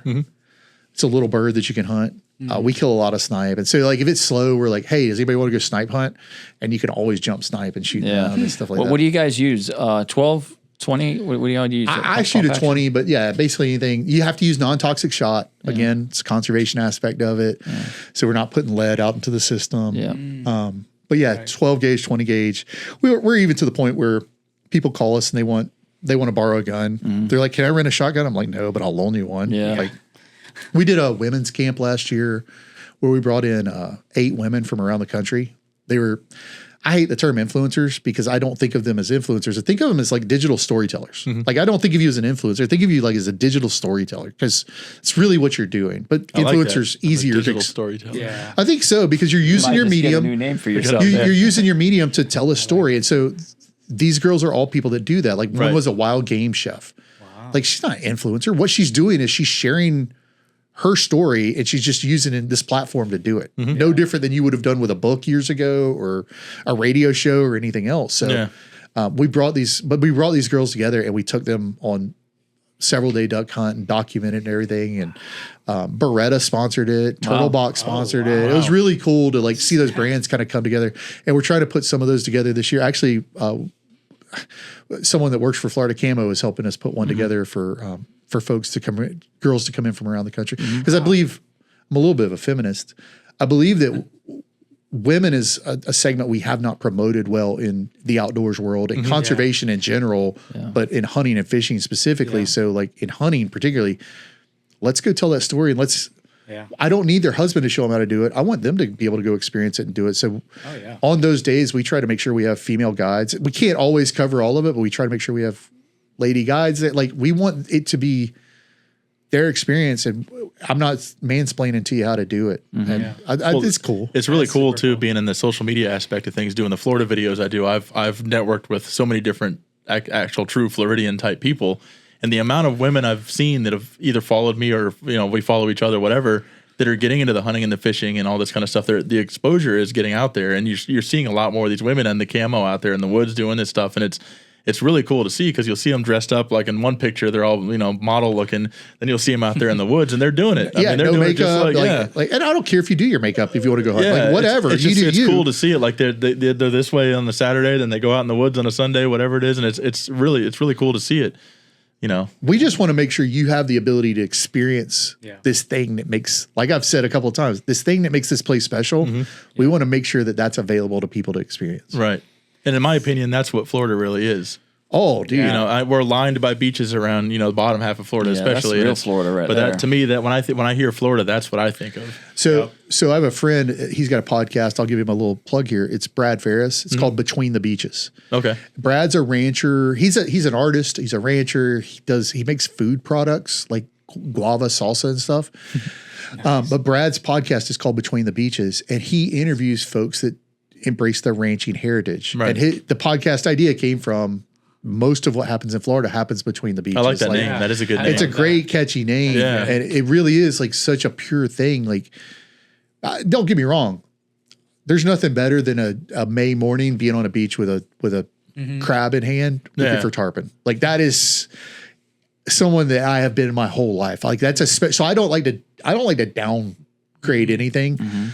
But man, there's a whole lot more to Florida than that. And I love the beach all day long. But that's, you go into those swamps and so we have a photographer we work with a lot, and he's taken so many incredible images, and those aerial photos of like the Kissimmee River and some of the marshes off of them and the ag land off of them and stuff is just like, dude, it's next level stuff. It's just so special. Cool. So special. So the ranches run through September through January. End of January is duck season. Yeah. We don't pump water because it's so expensive. We've got so much land to cover to pump that we don't pump water. So we will close it when we run out of water. Yeah.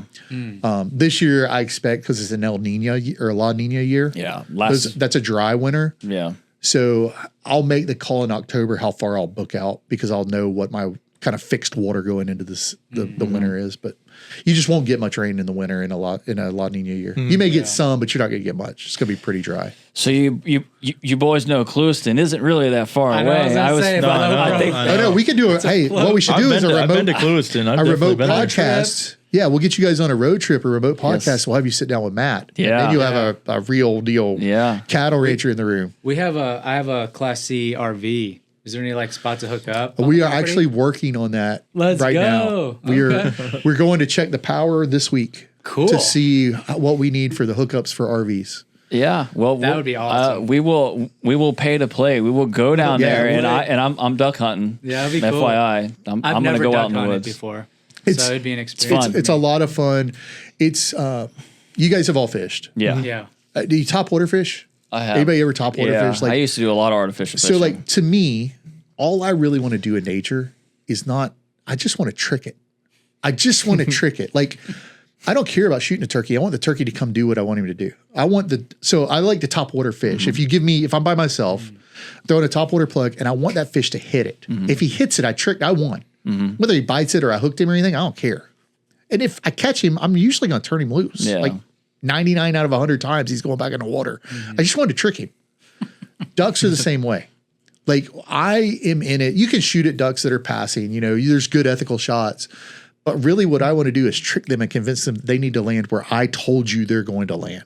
That's my goal. That's cool. If I can interact with nature in that way, dude, that's it for me, man. Is get them to behave the way I want them to. So I mean, it's very similar to turkey hunting. You're using decoy, you're using a call. Yep. It's just except for the turkey is horny, the duck is not at all. So there's a difference.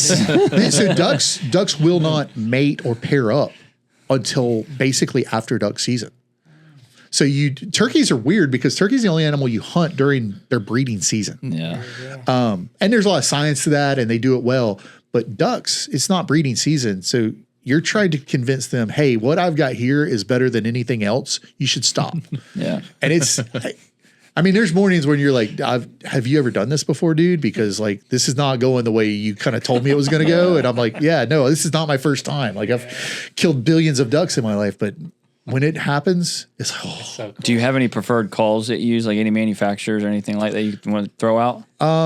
yeah, I don't know if he's still making them, but there's a call manufacturer in Florida, Dark Water Calls.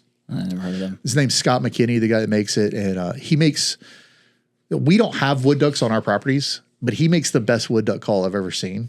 And so you can hunt wood ducks. There's a lot of wood ducks in Florida and they're beautiful and they're delicious. But if you ever want a wood duck call, and people are like, you can't call wood ducks. I'm like, I will show you how wrong you are. Yeah. Like I make a wood duck do what I want a lot of times. Cool. But dude, it's just, I get excited talking about it because again, Florida's just special. It's just, you guys love it. That's why I reached out. Like when I saw what you were doing, I was like, these guys love Florida. Like these are the people you want to talk to and hang out with. Yeah. When you were talking about that top water, there's been many a times in the past where I would just go out to a spot and early morning with that top water plug and have a 22, 23 inch trout just slam the hell out of it like a top dog, a mirror lure or something. Just pop that. I mean, there's no better feeling than that. Knowing that you're like, yeah, I knew exactly what I was doing, and he fell for it. It's fun. I love it. Those little snook, like the little 21, the little 22, snook. 23 inch snook. I had a plug. There was a plug, I think Head made it, called a skitter walk. Mm-hmm.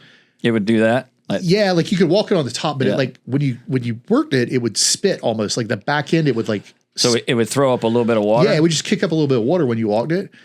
And I had to wear those skitter walks, like I don't have paint on them anymore. Oh yeah. Like they've all gone kind of like the paint has been completely chipped off from those little snook hitting. And I just don't care. Like I've had them rust the hooks off before and just not put hooks on them. Like I want to see them hit it. Like I just want to, and I've seen them like hit it before and like come out of the water and flip over it. I'm like, oh dude, that is the best. It really is. I've never been able to like video that stuff, but I'll be like, that stuff gets me out of bed in the morning. Ducks are the same way. Yeah. Ducks make me get out of bed in the morning. Yeah. Turkeys do not. No, you're not. I can sleep in for turkeys because a turkey, like he's wired to want to come do this thing. Like that's not as. I'm gonna piss people off because people love turkey hunting. Yeah. The turkey hunters love turkey hunting. Yeah. It's just like shooting a chicken. I mean, they're delicious, but you just got. You do got to trick them a little bit, and they do get a little suspicious if you're not, because you could scare a turkey away. With the call. Like if you don't know what you're doing. Oh like, that decoy is not. It doesn't matter how horny he is. That decoy, if it doesn't sound right, that decoy isn't going to fool. Yeah, no, you're right. So, I mean, it's a little tricky. So to support the turkey hunters out there, there's a little bit of finesse to it. No, I come at them. I'm like turkey hunters are the fly fishermen of the hunting world. Like they're just. I can see that. They're all kind of weird about. I used to hunt up in Georgia, and we would hunt like during the rut, and that was like shooting fish. Where they come run that to deer. Yeah. That deer, I got 2 or 3 other deer out in the garage. They all came from Georgia, and you hit that bleat call, and they just come out. They're like just horny as I've seen them. I've seen a buck chase a doe right underneath the tree stand, just running right after it. And there's this little window, usually right after Thanksgiving. It varies depending on the environment and the temperature throughout the year, but it's usually right after Thanksgiving up there. But the deer up there are definitely bigger than the deer down here. Oh, 1,000,000,000%. Yeah. That's why deer hunting in Florida is like so spread out. The season like opens at the end of July in the South Zone, and then in January or February, somewhat. Like I'm not a deer hunter. My dad is, but I mean, deer hunting's fun. It's a lot of work. It's a lot of trekking. It's a lot of scouting, trail cameras. There's a lot that goes into it. If you think deer hunting's fun, wait till you go duck hunting. Yeah, I've duck hunted a few times when I was a kid, but it's been so long. Like I don't really. It's the other thing I'll tell you about duck hunting. So, but you're gonna do the calling, right? Yeah. Okay, you don't have to be quiet. You take me deer hunting, and I fall asleep. Yeah. You put me in a deer stand, I fall asleep, man. I'm like, this is. You got to get out there so damn early. No, you'd have to get out there early with ducks too. But duck hunting, like you're sitting, the 4 of us could sit in a blind together and like pick on each other, like joke around, like, oh, look at this, look at that. Like you're talking and everything else. And it's like, oh, here's some ducks. Be quiet. You know what the worst is? And then you shoot at them and then you go back to talking. Deer, you got to be quiet. No one wants to talk to me. I'm falling asleep. I bring a book to read or something. The worst is deer hunting is you get up, you're up at 4 o'clock, you have your coffee, eat something, you go sit on the tree stand, and then you got to take a Oh man. That stuff. worst. Man. Always. Always. As soon as you get nestled in, as the forest starts coming alive, it gets really cold before the sun comes up, and then everything, and you're like, oh no, this is the worst time for this. I've actually, we used to carry little pieces of toilet paper, and we would go Dude wipes. pop a squat behind another tree and cover it up and try to get up in the stand before the sun come up. Wipes, what we used to call them. But that seems to always hit you at the wrong time. Always. Because deer will smell that, man. A duck, ducks don't care. Ducks don't care. You can where you're shooting. Ducks do not care. I'm coming in. They don't care about smell. They don't care about talking. Yeah. They don't care about they're ducks. Yeah. Their brain is this big, which, by the way, I'm trying to trick something whose brain is this big. Should tell you about me. I try to trick snook. Their brains are this big. I'm trying to trick ducks. I can't trick smart stuff. A deer is a lot harder to trick except for during the rut. During the rut, they get very stupid. Yeah. Like, I mean, when they're after a doe like that, and they put all that, they got that musky smell. The glands on the back of their legs and stuff. I enjoy it. I tell everybody the only time I get up early is to go hunting or fishing. That's the only time I get up early anymore. Mm-hmm. And but yeah, I mean that's what most Floridians kind of embrace conservation because we grew up doing stuff like that outdoors. And I really admire what you're doing with All Florida. I really appreciate you. No, I appreciate you guys having me out here, having me on, and. Oh, I wanted to talk about, you were on Florida Insider Fishing Report with Rick, Bree, and Dave, huh? So I wasn't, but one of my good friends, I was there. All Florida was there, yeah, right? Luke Hilgeman was there talking about the constitutional amendment, constitutional right to, there it is. So you did the in-studio one? Yeah. Yeah. So that's my buddy Luke over there talking back in the background. And Rick Murphy's a great dude. They're a great crew. Yeah. And that's a production that they put on. It sure is. We went and did the same thing with, I met Dave at a CCA event, at the IRL with Blair Wiggins. I met him there and he's like, man, we got to get some of these flags on the new product showcase. I've seen that segment. Yeah, those are my I've flags. Seen that segment. I just made the connection. We went there. We when they did the in-studio audience, we went there. We were actually sitting, that guy in the green shirt, we were sitting just to the right of him. Obviously, I think it was at the end of March, beginning of April, and then it aired like a few weeks later or something like that. But we went to that same set down in Miami, and Rick, Bree, and Dave were great. They're incredible people, and right? They did a very good job at presenting the artwork. Actually, one of my Florida flags hangs in the background at that studio. I've seen it. One of these hangs at that set, and I made them some Texas flags for the Texas Insider Fishing Report. That's awesome. So I gave them 3 Florida flags and 3 Texas flags. And I think Bree's actually got one of the Florida flags that looks very similar to that one, but different colors at her house. They are incredibly kind people. Yeah. Like for people that are that famous in our world, the fishing, hunting community, you always hear, don't meet your heroes. I will say in the fishing community, like I've met Shaw Grigsby. Shaw Grigsby's an incredible dude. Yeah, like he was very down to earth. It's just like, it's funny, like in this world, you meet these people and because they grew up probably hunting, fishing with a dream of like one day growing this thing, and they made it. And Rick has not forgotten where he came from. Yeah. Like we went down there for that. He took us out to dinner after the show, bought dinner for us. Right to fish and hunt, policy stuff in general. Like a lot of brands don't know about it. Like they just don't. That's not their thing. They're not paying attention to policy. They'll support brands. They'll support organizations that do policy, but they don't pay attention to policy.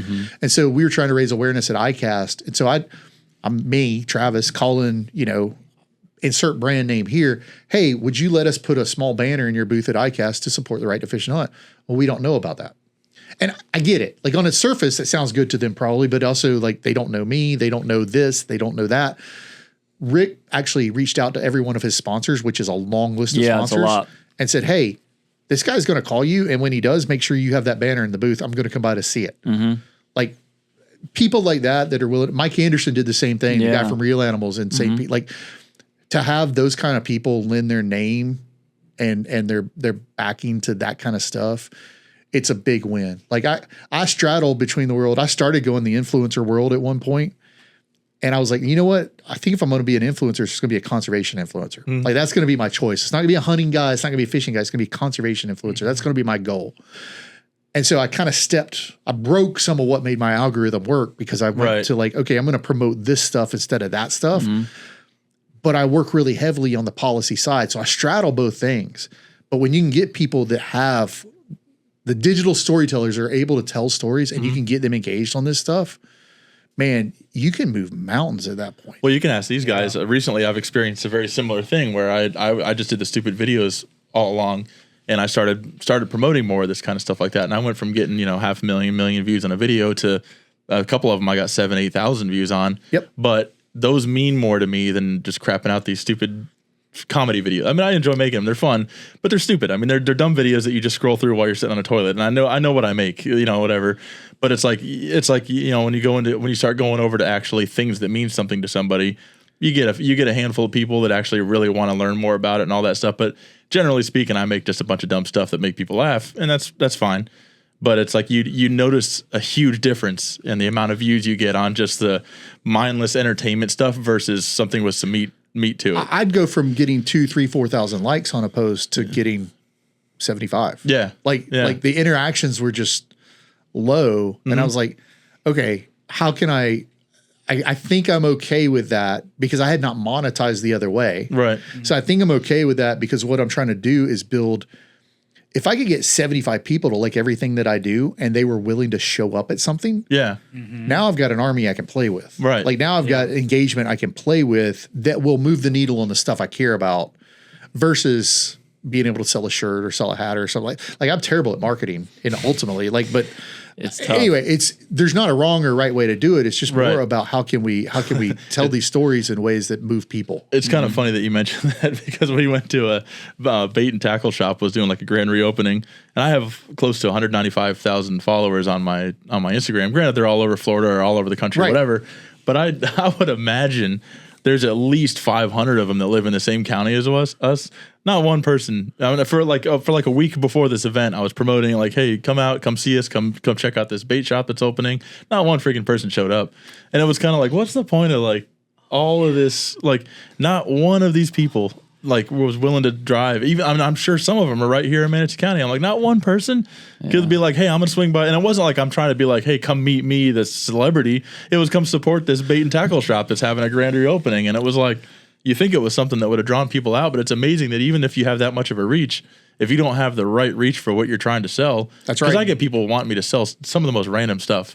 I get like personal injury attorneys that are like, hey, I want you to do a video for me. I'm like, 5 people are going to watch that video, dude. Like, I don't make the kind of videos that are going to sell products. I get dash cam companies that want me to sell dash cams. I'm like, what about my videos would promote dash cam? I mean, granted, Florida, I guess, but it's like some of the most random stuff that people come to me with. I'm like, I know my audience now, and I know they're not going to rush out and buy the stuff that you want me to sell.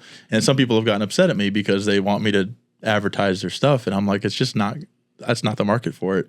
No, so it's you got to know what you're doing, and to have those 75 people like you're talking about that would actually do something versus 195,000 that don't do anything. Yeah, and I don't know what the magic number is because since I broke it, I've seen an uptick back in re-engagement, but it's a different set of audiences than what I used to have.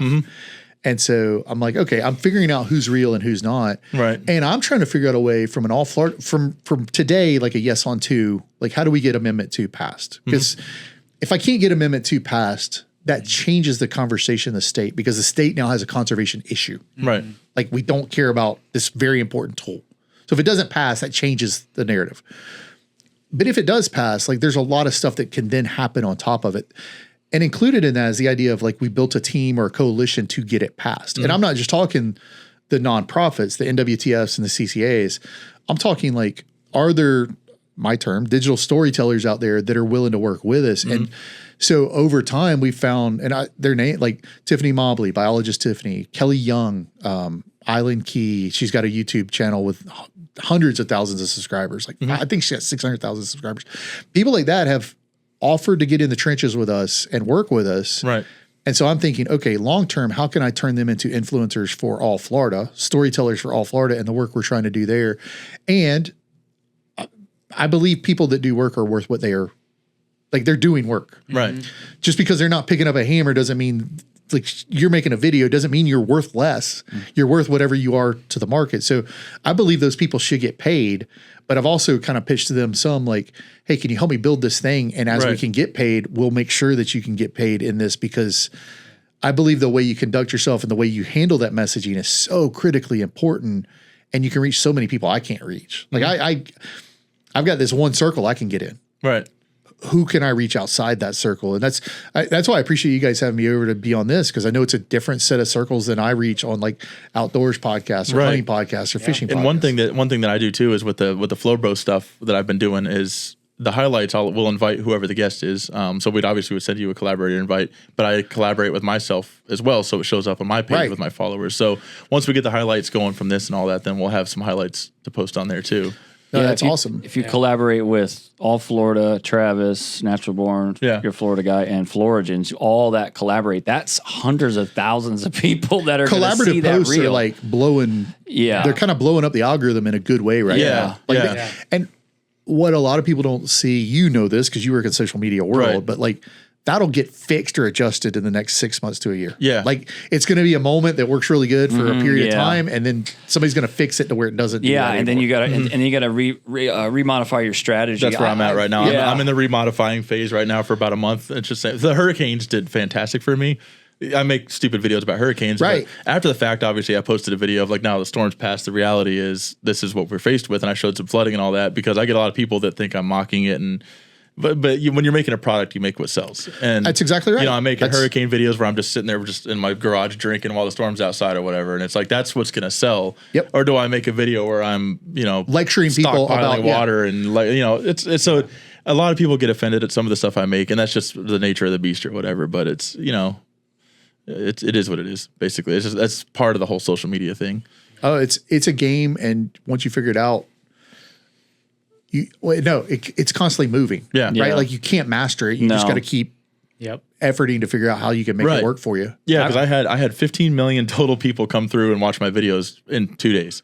And then after the storm passed, it was right back to like 7,000 views, 8,000 views. It's like, okay, well, that little peak is over. Now I'm back to the you catch lightning in a bottle. And then, So it moves up and down, and we're trying to grow this FloBro thing, and so it's a lot of moving parts. I'll tell you, as a guy that used to be in the podcast world, and we're actually starting a podcast. It'll be called Chasing Fog. Did you guys ever read A Land Remembered? No. If you've never, okay. I'm going to have to mail you guys some copies of A Land Remembered. Okay. Yeah. But we're starting a podcast called Chasing Fog, and it'll be very conservation heavy focused. Mm-hmm. Who's the biggest boogeyman in conservation in Florida today? Put you on the spot. I don't know. Like in the world I live in, I'm thinking of politicians. Name somebody. Blake, we'll bleep his name. Yeah, you go. Okay, don't name somebody. No. Like, what's the biggest industry that's a problem in conservation? How about that? Phosphate. Phosphate's one that comes up all the time. Sugar is one that comes up all the time. Herbicide and spraying is one that comes up all the time. Yeah. I went and sat down with all those guys and did podcast interviews with them. Wow. And because you did, or you're going to, I have sat down with all of them except Mosaic. Yeah. Wow. I've done interviews with all of them except Mosaic. And I grew up in Polk County, like part of Bone Valley phosphate industry with a dad that worked for DEP. Wow. So this is not like a foreign idea to me. Mm-hmm. I hate the idea of phosphate mining. I personally, Travis. I also recognize that Mosaic's a bajillion-dollar company that's not going somewhere because I dislike them. Mm-hmm. So how can we figure out ways forward that is not me making you go away? Mm-hmm. Because I can't. Mm-hmm. I think you could get way down into like my republicanism, and I don't want you to, because I think you bought this property and you had a strategy and you know a way to do it.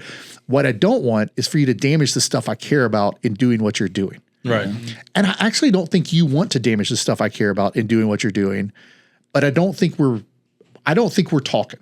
So can we sit down and talk? And it's really easy for me to get pissed off at FWC.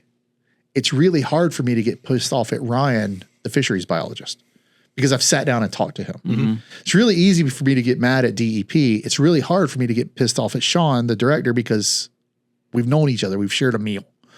And I think we as humans have got to do a better job of remembering that we're human. We don't just exist in this binary good, bad. that social media tells us we're in all the time. How can we figure out ways to sit down with these people, have conversations? And so like the one I did with US Sugar, there's these things called best management practices that ag is held to. And I don't remember the details, but they've exceeded theirs they got to meet a 20% reduction. They met a 54% reduction in something. Like they went way above and beyond, yet we still hear them as the boogeyman in all the conversations. Am I saying they're perfect? Absolutely, I am not. But I am saying I think maybe we pick fights sometimes where we should be picking up a shovel or like a tool and working together with each other. And I just think we would do better to kind of sit down at a table and collaborate and figure. Maybe we can't collaborate. Maybe that's what comes out of those conversations. You know, maybe I sit down with somebody from Mosaic and they're like, no, this is terrible. Maybe they refuse to sit down. That tells me what's going to wind up happening. That tells me something because that's what happened again with the law with Clay Anderson. Yeah. Like he didn't want to talk to me. Like, okay, that tells me something. You're that tells guilty. me more about you than about me. Exactly. But the fact that, you know, I went to University of Florida and sat down with every one of their scientists in their aquatic invasive plant program, which is like basically the people that govern spraying and talk about spraying and stuff. I want to know about this stuff, man. Like, let's have the conversation, because if we can't have the conversation, we are not going to get better. Right. We're just going to ideologically entrench further on each side. So let's sit down and dig into some of this stuff. So the idea behind Chasing Fog, if you've ever read A Land Remembered, you guys haven't. Some of the people watching this or listening to this have. It's this great story of a family of 3 generations in Florida, the McIvy family.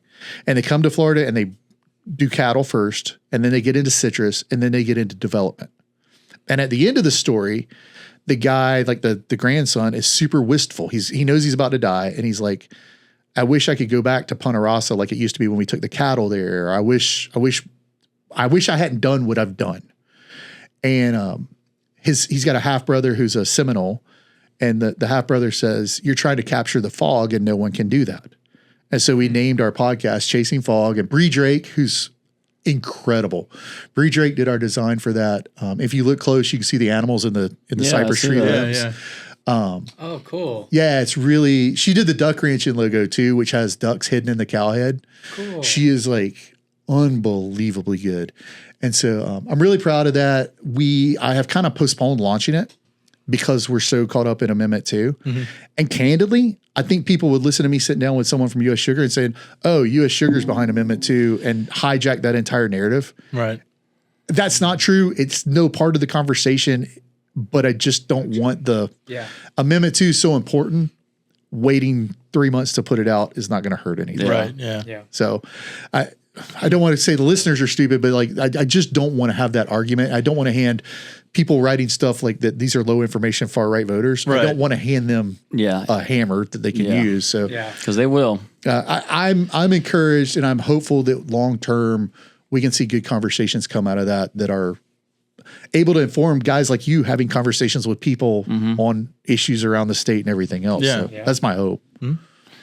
Well, that's a fantastic idea that you got going on there with the podcast. I think that's great. You're kind of uncovering things and kind of you're putting them on the spot a little bit.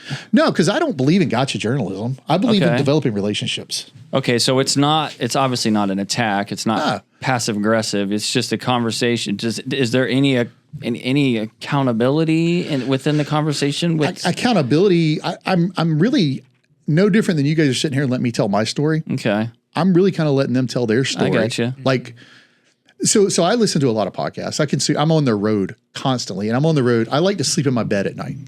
So if I get done in West Palm at 11, I'll be home by 2. There's nobody I can call on the phone. I can't be super productive. What am I going to do? I'm going to listen to podcasts. So you guys are in the rotation now. Congratulations. But yesterday I drove about 800 miles on a Saturday. Wow. Like, I drove to St. Pete at 4:30 in the morning. Then I did Dylan Hubbard's show, and then I drove to Fanning Springs to speak at an event, and then I drove. I'm just on the road a lot. So podcasts are a good way that I can be productive in my time. So I say all that to say I consume a lot of podcasts. I listen to a lot of podcasts. I've never heard anyone I don't think I've ever heard anyone in the state of Florida sit down with someone from US Sugar. Yeah, and I know. so, That's what I was thinking. We all have this narrative big. of big sugar bad. And I have been a guy that has said that before. Like, I've gone on the internet and said, we've got to shut down big sugar. do I know what I'm talking about? Like, do I know what I'm talking about when I say that? And so I'm like, well, who can I talk to from there? And I reached out to them and I was like, hey, do you have somebody I could talk to? And they're like, absolutely, we do. And they gave me somebody to talk to. And I went to Gainesville and met with her. She's getting her PhD. And she's almost done. She may be done by the time it airs.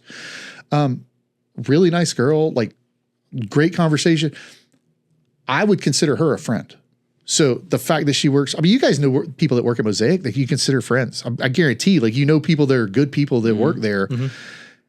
We have to be careful not to demonize the people. Right. And we have to be careful to navigate. I know we've talked a lot about development on here. I know lots of people that make money off development. Right. Like building houses, pouring concrete. Yep. They got landscaping. They got landscaping. They got pest control they do after the house is built. There's lots of people. Yeah. You're selling flags to people. Hopefully some of those people are buying new houses or buying a flag to put up in their living room. So I'm very careful about binary anything. And so when you ask that question, like, I'm not looking to go after somebody. I'm looking to give them a platform where they can tell their story. That should generate more questions. Gotcha. And those more questions, eventually you're going to arrive at a conclusion around U.S. Sugar, around Mosaic, around whatever. Without you trying to persuade them to get an answer out of them. Yeah. Kind of let the viewer make up their own mind. I'll say the best time I've ever done that was in Cast and Blast World. There was a congressman that ran a bill called the Return Act. And it was called the Repeal Excise Taxes on Unalienable Rights Now, Return. And the idea he had was, you should not be able to tax a firearm because owning a firearm is an unalienable right. The Republican in my heart loves that. The conservationist in me hates it with the fire of 1,000 suns because we have an excise tax on firearms that goes to conservation. Every firearm you buy, you don't pay it at the register. It's built into the price of the gun and it's paid by the manufacturer. It's passed on to the consumer, but it's paid at the manufacturer side. There's a tax on it that goes to conservation for land acquisition, youth programs, et cetera. So if you take that away, we now have a problem with our seat at the table. Because today I can say hunters and anglers and shooters are providing X amount of dollars for conservation in the state. You remove that, now I can't say that anymore. So that congressman reached out to me and said, I'd like to do your podcast. And I was the only person that would talk to him. And I'll say it candidly this way, because he was very nice and kind. His name was Andrew Clyde. I basically interviewed him in a kind way and asked him hard questions about the thing that he was talking about. And it made it very clear, without me being an ass, it made it very clear that he did not understand conservation funding or how it worked or how important it was. And he was a gun shop owner in Georgia. So when we got done with the podcast, actually a couple of congressmen in Florida removed their names as sponsors of his bill. Other congressmen around the country removed their names as sponsors of the bill, and it kind of fell apart and died. We didn't do that. Yeah. But giving that vehicle out there became a tool that was then used because that got so much run nationally that like huge brands were sharing our podcast where we sat down with this guy and we took him apart without being rude. Yeah. Because we asked him questions he was able to answer, unable to answer.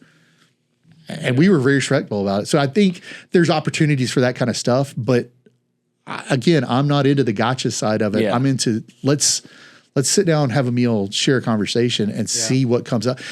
And there may have to be 5 conversations. Like we may have to come back again and again and again. We may have to talk to different people at U.S. Sugar. We may have to talk to different people at Mosaic. And over time, you will inform an opinion. But it will be informed. It won't be from what someone told me I should think about it. Yeah. Which seems to be a lot of the problem in this country. 1,000,000,000% of the problem in the world that I live in. Yeah.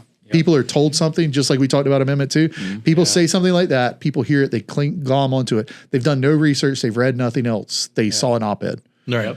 Or they saw a funny video. Or they saw this. Or they saw that. I want to leverage those tools. But at the same time, I believe we should give people the opportunity to be informed about the stuff that they're talking about. Absolutely. And I enter and exit the world on conservation. So if I can afford a better informed constituency, I think that dials up the conversation for voters when they go and sit down. Can you get less engaged on national issues and become more engaged on local issues so that you're caring about the stuff that I ultimately want you to care about? Right. Well, I think this was a fantastic interview, a fantastic conversation. You guys have anything else to add? I think that sums it up. I think what we can do is Blake will pull some stuff up, but we're going to make sure everybody checks out All Florida. Yeah, check out Travis Thompson's Instagram. Check out allflorida.org. Check out Duck Ranch. Check out the new podcast coming soon, Chase and Fog. Great. I like that you say it's by All Florida because that kind of adds that Yep. extra conservation element to the podcast that you're going for. Oh yeah. We're Kind of what we did here for the FloBro Show presented by Floridians. You're doing Chase and Flog presented by All Florida. Yep. All Florida. I like that. All of our media that we do will be Chase and Fog branded. Yeah. Like the snail kite video we did has a Chase and Fog video clip at the end, and we're working on a show that we've codenamed Oaklore. I'm a big Taylor Swift fan, and folklore is one of her albums. We've nicknamed it Oaklore. And the idea of that show is we're setting chairs up under oak trees on cattle ranches and storytelling with the ranchers. Cool. And so that'll really be cool. a YouTube focused show, but that'll be Chasing Fog will be the producer of that show. Nice. That'd be awesome. Yeah. I don't know if it'll ever come to fruition. We've shot a pilot for it, a but great idea. Listen, man, I'm never going to have $1 billion. I'm never going to have this huge army of people, but I'm for sure going to give everything I got to making sure this state's better. No one's going to care more about it than I do. You can care as much as I can, but you're not going to care more about it than I do. You're not going to love it more than I do. So like, I'm going to give it everything I got. Heck yeah. Throw everything I got at the wall. Let's go. That's like it. amazing. Yeah, so you guys make sure to check out everything Travis has going on in All Florida and his duck hunting experience down in Clewiston. Will be starting here in September. And keep Florida wild. Keep Florida wild. That's a wrap.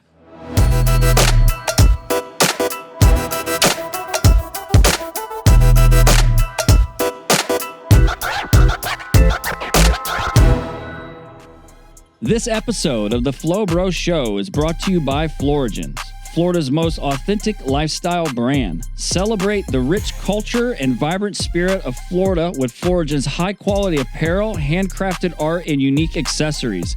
Visit Floridians.com and use code FLOBRO, FLOBRO, for an exclusive discount. You can find the links to the Floridians gear we are wearing and the art on the studio wall in the description box below.